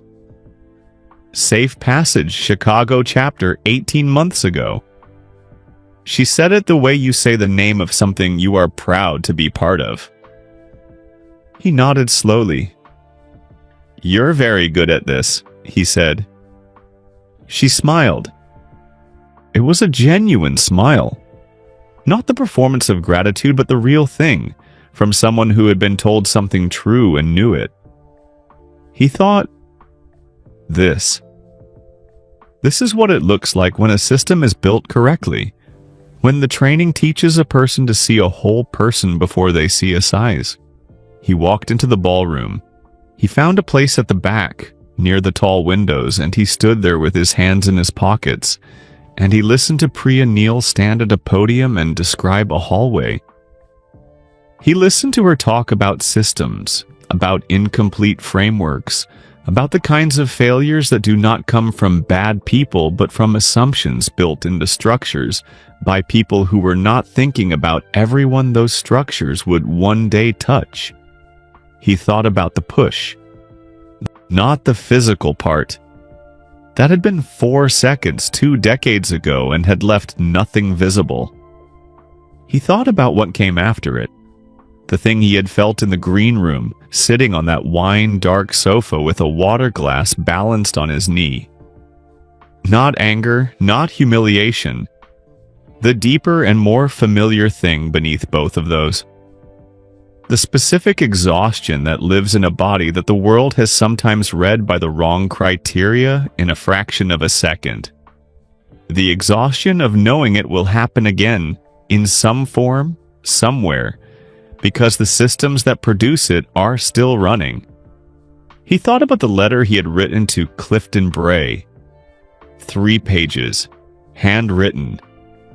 Sent in a plain white envelope to a production company office in Chicago. He had written it at a desk in his apartment over 2 evenings, and he had meant every word of it.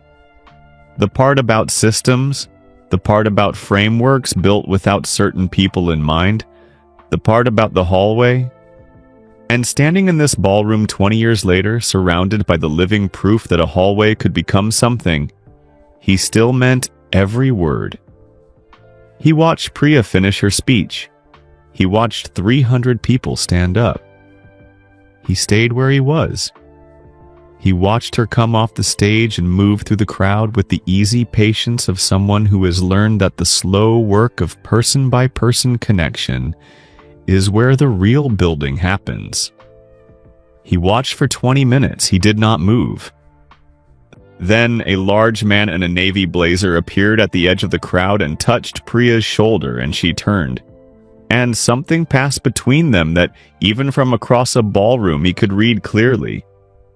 2 people who shared the knowledge of something that most of the room did not know they shared. He watched Priya reach into her jacket pocket. He watched her hand Clifton a white card. He watched Clifton take it with one hand. Look at it. Look up. He watched the hands. Steady. Completely steady. The hands of a man who had walked through a door 20 years ago and had not stopped walking since. Something settled in his chest. The last piece of a thing he had been holding loosely for 20 years, finally finding the exact right place to rest. He pushed away from the wall. He walked across the ballroom floor. Priya saw him first. She turned toward him and her face did something he recognized. The expression of a person who has built something for a long time and is seeing, for the first time, all of its pieces in the same room at the same moment. Then Clifton turned. The 2 men looked at each other across the few feet of ballroom between them. 20 years collapsed into the space of a breath. The corridor, the badge, the half-second, the water bottle on the floor, all of it present and accounted for, not erased, not forgotten, but held differently now. The way you hold something that was once a wound and has become through long and honest work, a scar. Still there. No longer bleeding. I owe you something, Clifton said. His voice was low and even and entirely sure. You don't, Jordan said. I do. Jordan looked at him with the same calm, patient eyes. The same focused, unhurried attention that had never once, in 20 years or 30 or any amount of time this world could put between a man and a moment, gone anywhere. Then say it, he said. And Clifton Bray, the largest man in the room, The man who had worn his body like a professional instrument for 3 decades. The man whose hands had not trembled since a loading bay in 1993. Said what he had written in his head 100 times and never once found the right version of until this exact moment. He said all of it. Jordan listened. He did not move. He did not look away. He gave Clifton the same thing Priya had given him once in a green room, and that Delia had given Clifton his whole life, and that the young security guard at the side entrance had given Jordan 20 minutes ago. The full, complete, load-bearing weight of his attention. When Clifton finished, Jordan extended his hand. Clifton took it. They held the grip, not the brisk, efficient shake of strangers or colleagues, but the slow, firm, two-handed clasp of two people passing something between them that had been waiting exactly 20 years to change hands. Something that had no name that fit it perfectly. Something between reckoning and release. Between the thing that happened and the thing that was chosen in response to it. Priya stood beside them and did not speak.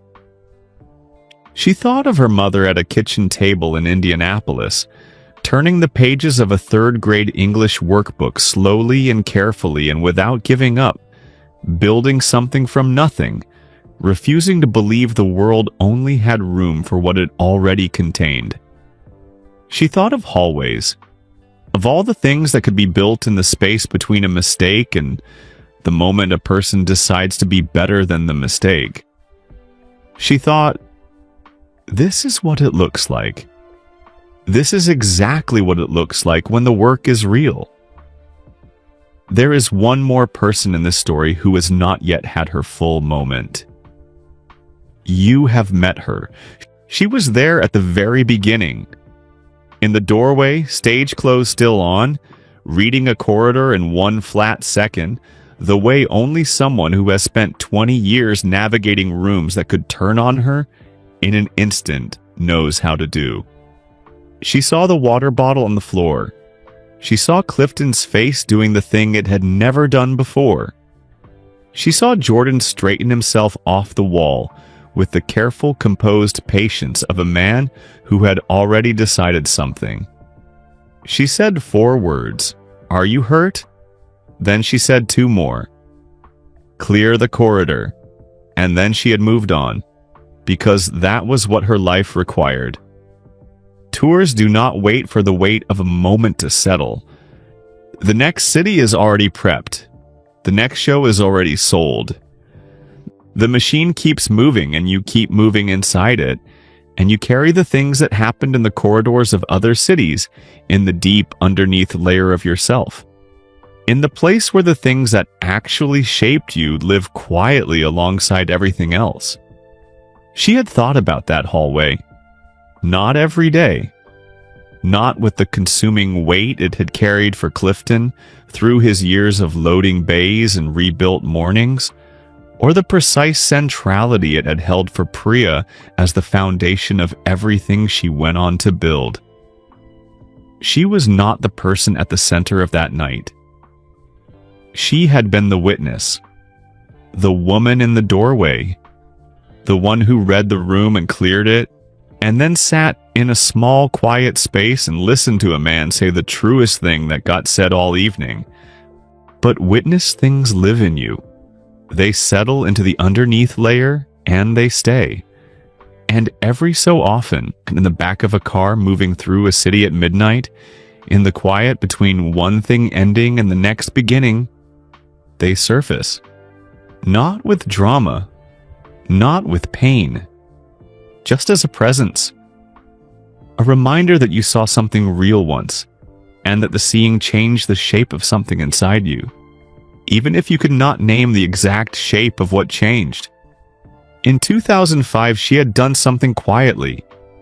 She had contacted a woman named Frances Chu, not through any public or official channel, through a private line, a private name, an 11-minute conversation that ended with a contribution to a foundation she had read about in a financial disclosure document that had reached her desk by a route she never fully traced. 3 words on a page that had produced in her chest the clean, precise feeling of a name landing on something it had been waiting 12 years to name. The Hallway Project. She did not explain herself to Frances. Frances did not ask her to. The contribution was routed through a trust, kept private, and Priya, who studied the Foundation's donor records with the same thoroughness she brought to everything, had seen it, understood it, and said nothing. She had respected the choice the way she respected all the choices in this story that were made quietly and without need of recognition. That, she had always thought, was one of the finest things about Priya Neal. She understood which silences were meant to be kept. 2 days after the anniversary event, after the ballroom, the speech, the handshake, she had not been present for but had learned about through the particular current of information that connects people who share a real history across any amount of years and distance. She picked up the phone. Priya answered on the 3rd ring. "I heard it went well," she said. "It went well," Priya said. A pause. The easy kind. The kind between people who have earned enough of each other's trust to let a silence breathe without rushing to fill it. "I heard Clifton came." "He did." Another pause. This one with something held inside it. A genuine wanting to know. The particular quality of a question a person has been carrying and has finally found the right moment to ask. "How did he look?" she said. Priya was quiet for a moment on the other end. The thinking kind of quiet. "He looked like a man who walked through a door," Priya said. She laughed. Short and real and private. The laugh of someone handed exactly the right image for something they had been holding a long time. "Good," she said. "That's good." The line rested quietly between them. Outside her window, wherever she was, whatever city, the world was moving at its usual indifferent speed, doing what the world always does, which is continue. "You know," she said after a moment, "when I watched you walk out of my dressing room that morning 20 years ago, I knew. I thought, that one is going to be more than fine." "You gave me a name," Priya said. "Renata Solm, that's what started it." "I gave you a door," she said. And the emphasis was gentle but certain. The insistence of someone for whom it matters very much that the credit lands in the correct place. "You're the one who walked through." Priya let that settle on her end of the line. Did not argue with it. Received it. "Can I ask you something?" she said. "Yes." "Why didn't you let Clifton go?" "2 lawyers told you to."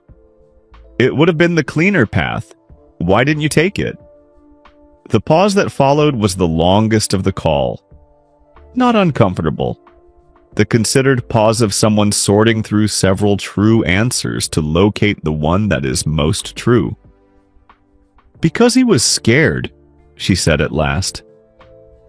"And I knew, even standing in that doorway in the first second, that what he did came from fear and not from malice. And I have never once believed that fear by itself is a sufficient reason to end a person." Another breath. Fear with no accountability. Yes, let them go.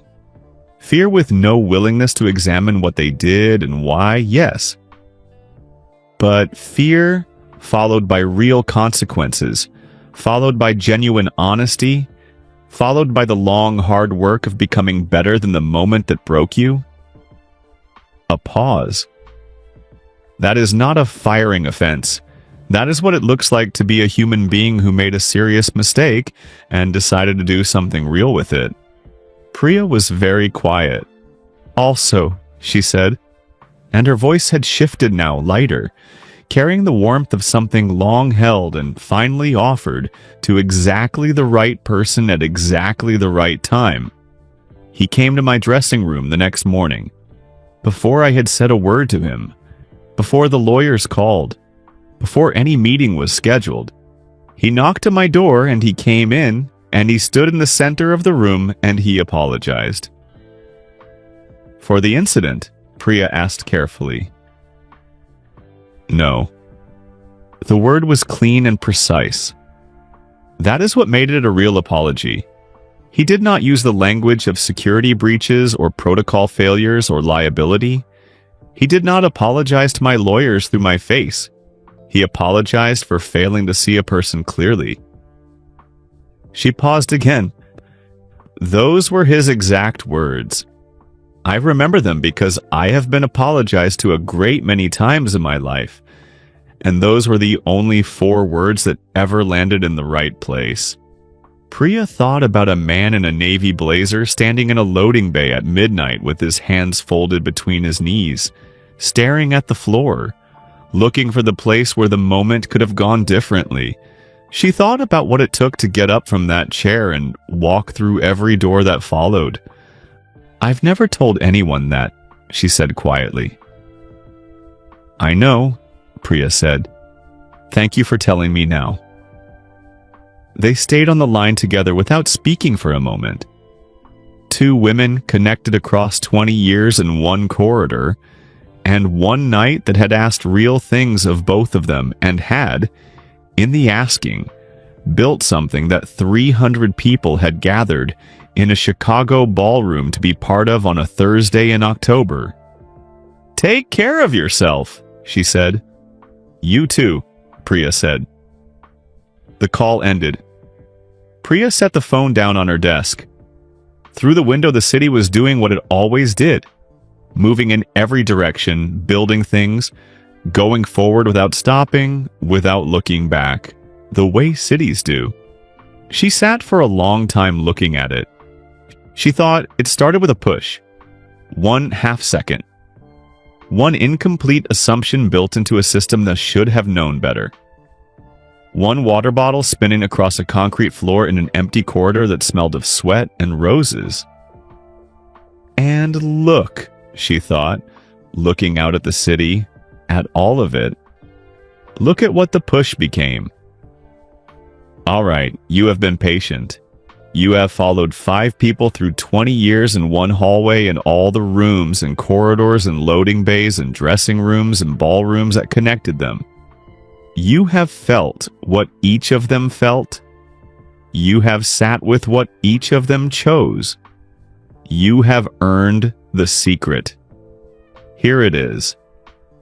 In November 2013, 3 weeks after the Safe Passage 20th anniversary event, a short article appeared in the culture section of the Chicago Tribune. Not front page, not above the fold. The kind of piece that gets clipped by the people it concerns and scrolled past by almost everyone else.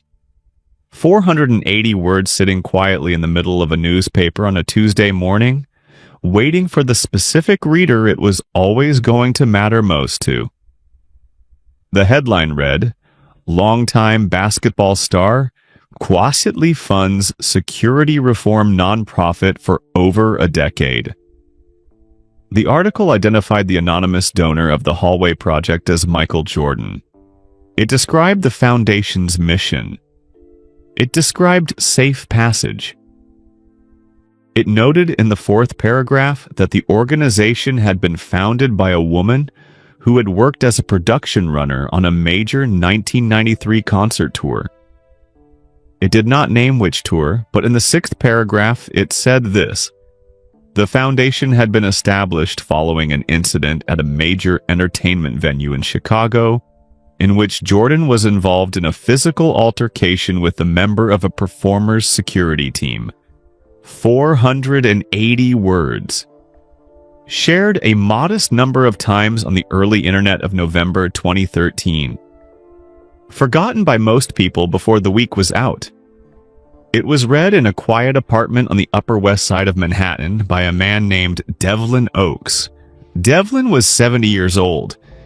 He had retired from sports management 8 years earlier, following a series of health problems that had arrived in his mid-60s like a firm hand on his shoulder, turning him around to face things he had spent decades moving too fast to look at directly.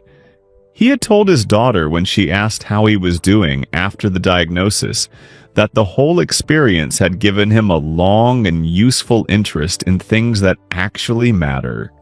She had laughed. He had meant it. He read the article once. He set his tablet on the coffee table. He looked out the window at the street below. Bare trees, November light, a delivery truck idling at a red light, for a long moment. Then he picked the tablet back up and read the article again. He stopped at the 6th paragraph. A physical altercation with a member of a performer's security team. He read those words 3 times. Not because he did not understand them, because he was deciding something. Because there is a kind of reading that is not about comprehension, but about reckoning. The slow, necessary process of a person choosing to look at something they have been carrying for a long time and seeing it for exactly what it is. He set the tablet down again. He thought about October 14th, 1993.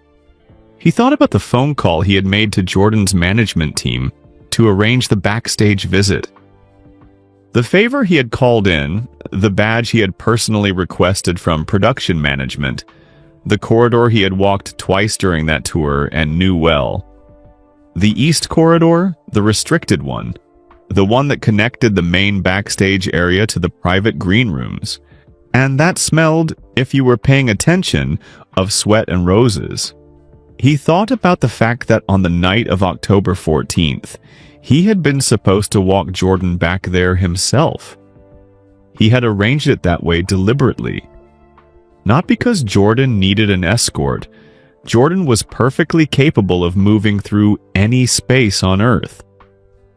But because Devlin was a thorough man, a careful man, a man who had spent 30 years in sports management, building a reputation on the simple principle that if something needed to go smoothly, you did not leave it to chance.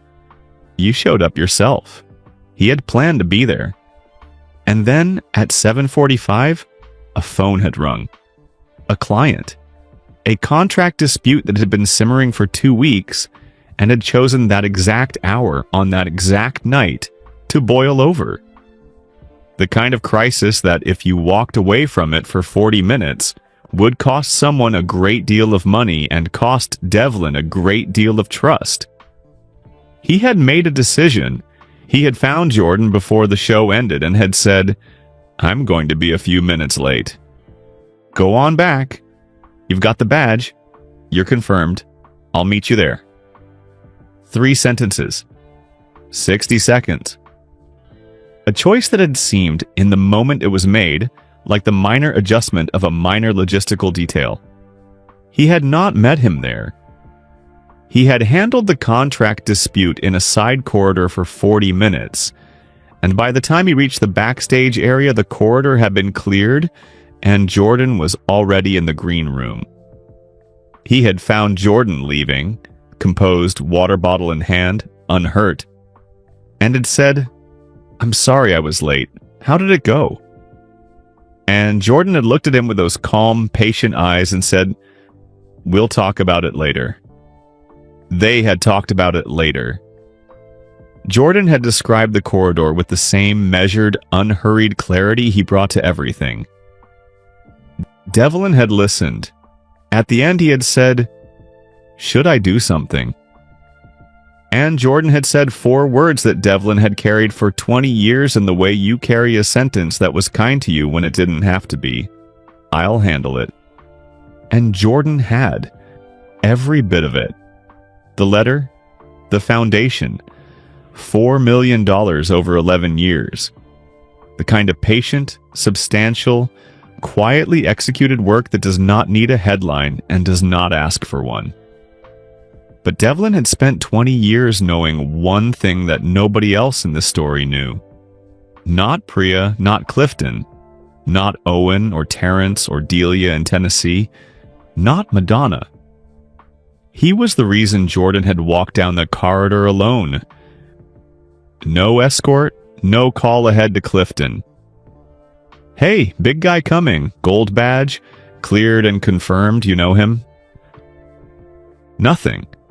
Just Jordan in the corridor, and the half second that changed 5 lives. He had never said this out loud to anyone. Not because he was cowardly, or not only because of that, but because in the first weeks after it happened, the most useful thing he could see to do was stay out of the way and let Jordan do what Jordan had decided to do. And then the years had passed, and what Jordan had done had become something extraordinary. And the thought of standing up in 2005, or 2009, or 2013, and saying I was part of the reason this started, felt to Devlin like a man arriving at the end of a construction project to claim a role in the blueprints when someone else had laid every single brick. So he had stayed silent. And silence, he had learned, over 70 years of watching silences accumulate in rooms and lives and systems, had a weight that did not decrease with time. It increased. Slowly, quietly, without drama, the way a stone gains no size but somehow grows heavier the longer it sits in your hand. He sat with the tablet on the coffee table, and the street outside the window, and the weight he had been carrying for 20 years, and he thought about systems. About the way they were built not from one large deliberate failure, but from the soft accumulated weight of small decisions that each seemed reasonable in the moment they were made. A contract call taken, an escort skipped, a corridor walked alone.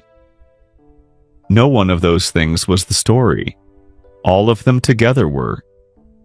And incomplete stories he understood sitting there make people draw incomplete conclusions.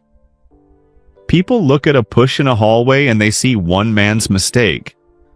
They do not see the whole chain. They do not see the dozen small links that connected one to the next until the chain pulled tight around one moment in one corridor on one October night. He picked up the phone. He called his daughter. Her name was Lena. She was 36 years old and she worked in event production. Had been doing it for 10 years, was good at it. Was the kind of person who showed up early and noticed things and stayed until the work was done. She had told him once when she was just starting out and he had asked what she hoped to be in her career, that she wanted to be the kind of person who noticed the things other people walked past. He had thought at the time that it was a beautiful thing to want. He had not known then why it moved him as much as it did. He told her the story. All of it. From the beginning, the contract call, the 3 sentences, the corridor walked alone. The 20 years. She listened without interrupting, the way he had taught her to listen when he was teaching her how to be in a room with someone who needed to be heard. When he finished, the line was quiet for a moment. "Dad," she said. "I know," he said. "You have to tell them." "I know." "Not because it changes anything that was built," she said. Her voice was steady and clear, the voice of someone who had thought through the thing before saying it, which was also something he had taught her. The work is real. The foundation is real. What Priya built is real. What Clifton became is real. None of that changes. "I know." "But the story isn't complete without it," she said. "And an incomplete story teaches the wrong lesson. People look at what happened and they see one person's mistake. They need to see the whole system, the whole chain, every link." Devlin closed his eyes. He thought of the hallway. He thought of the smell he remembered from that tour. A smell he had never been able to name precisely that lived somewhere between the human and the beautiful. He thought of small decisions and the systems they built without meaning to. He thought of Jordan's 4 words. I'll handle it. He thought of everything those 4 words had protected him from, and everything they had quietly, patiently, generously carried on his behalf for 20 years. I know someone I should call, he said. Priya Neal, Lena said. He went still. How do you know that name? She spoke at a production conference I attended last year in Chicago, Lena said.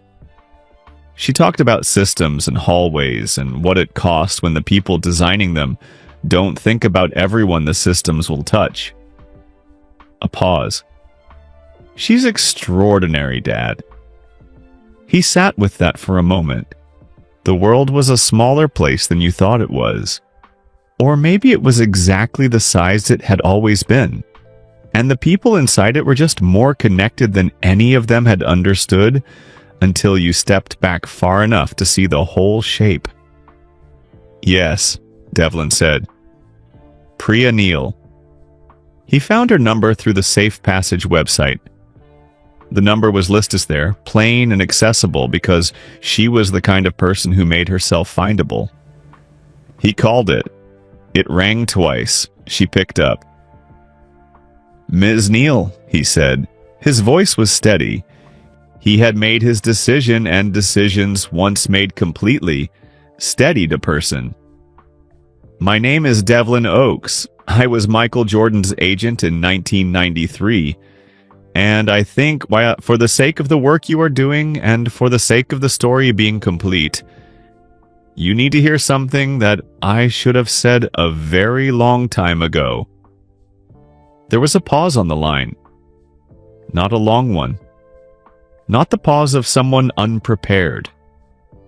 The deliberate, present pause of someone who has spent 20 years learning how to receive whatever a moment brings. Clearly, honestly, with the full weight of her attention. I'm listening, said Priya Neal. And the story, which had started with a push in a hallway on an October night in 1993, which had moved through green rooms and loading bays and dressing rooms and phone calls and letters in plain white envelopes and a ballroom full of people building better systems, which had lived in 5 people and shaped every one of them in ways none of them had chosen, but all of them had honored, became, at last, complete. Here is the outro. Before you go, drop a comment below and tell me where you are watching from right now. I want to know. Whether you are in New York or New Delhi, London or Lagos, a small town or a big city, let me know you were here. And if this story moved you even a little, if it made you think about the hallways in your own life, the moments where one small decision changed everything, hit that like button right now. It takes 1 second and it helps this story reach someone else who needs to hear it. Subscribe to this channel and turn on the notification bell. Because we tell stories here that are about more than fame and more than scandal. We tell stories about what people do when everything goes wrong, and what gets built from the wreckage when they decide to do better. That is the kind of content worth spreading, and kindness is always worth spreading. Finally, there's a video appearing on your screen right now. Click it. Watch it next. Because if this story kept you here until the very end, that one was made for you too. Thank you for watching. Thank you for listening. And thank you for being the kind of person who stays until the story is complete.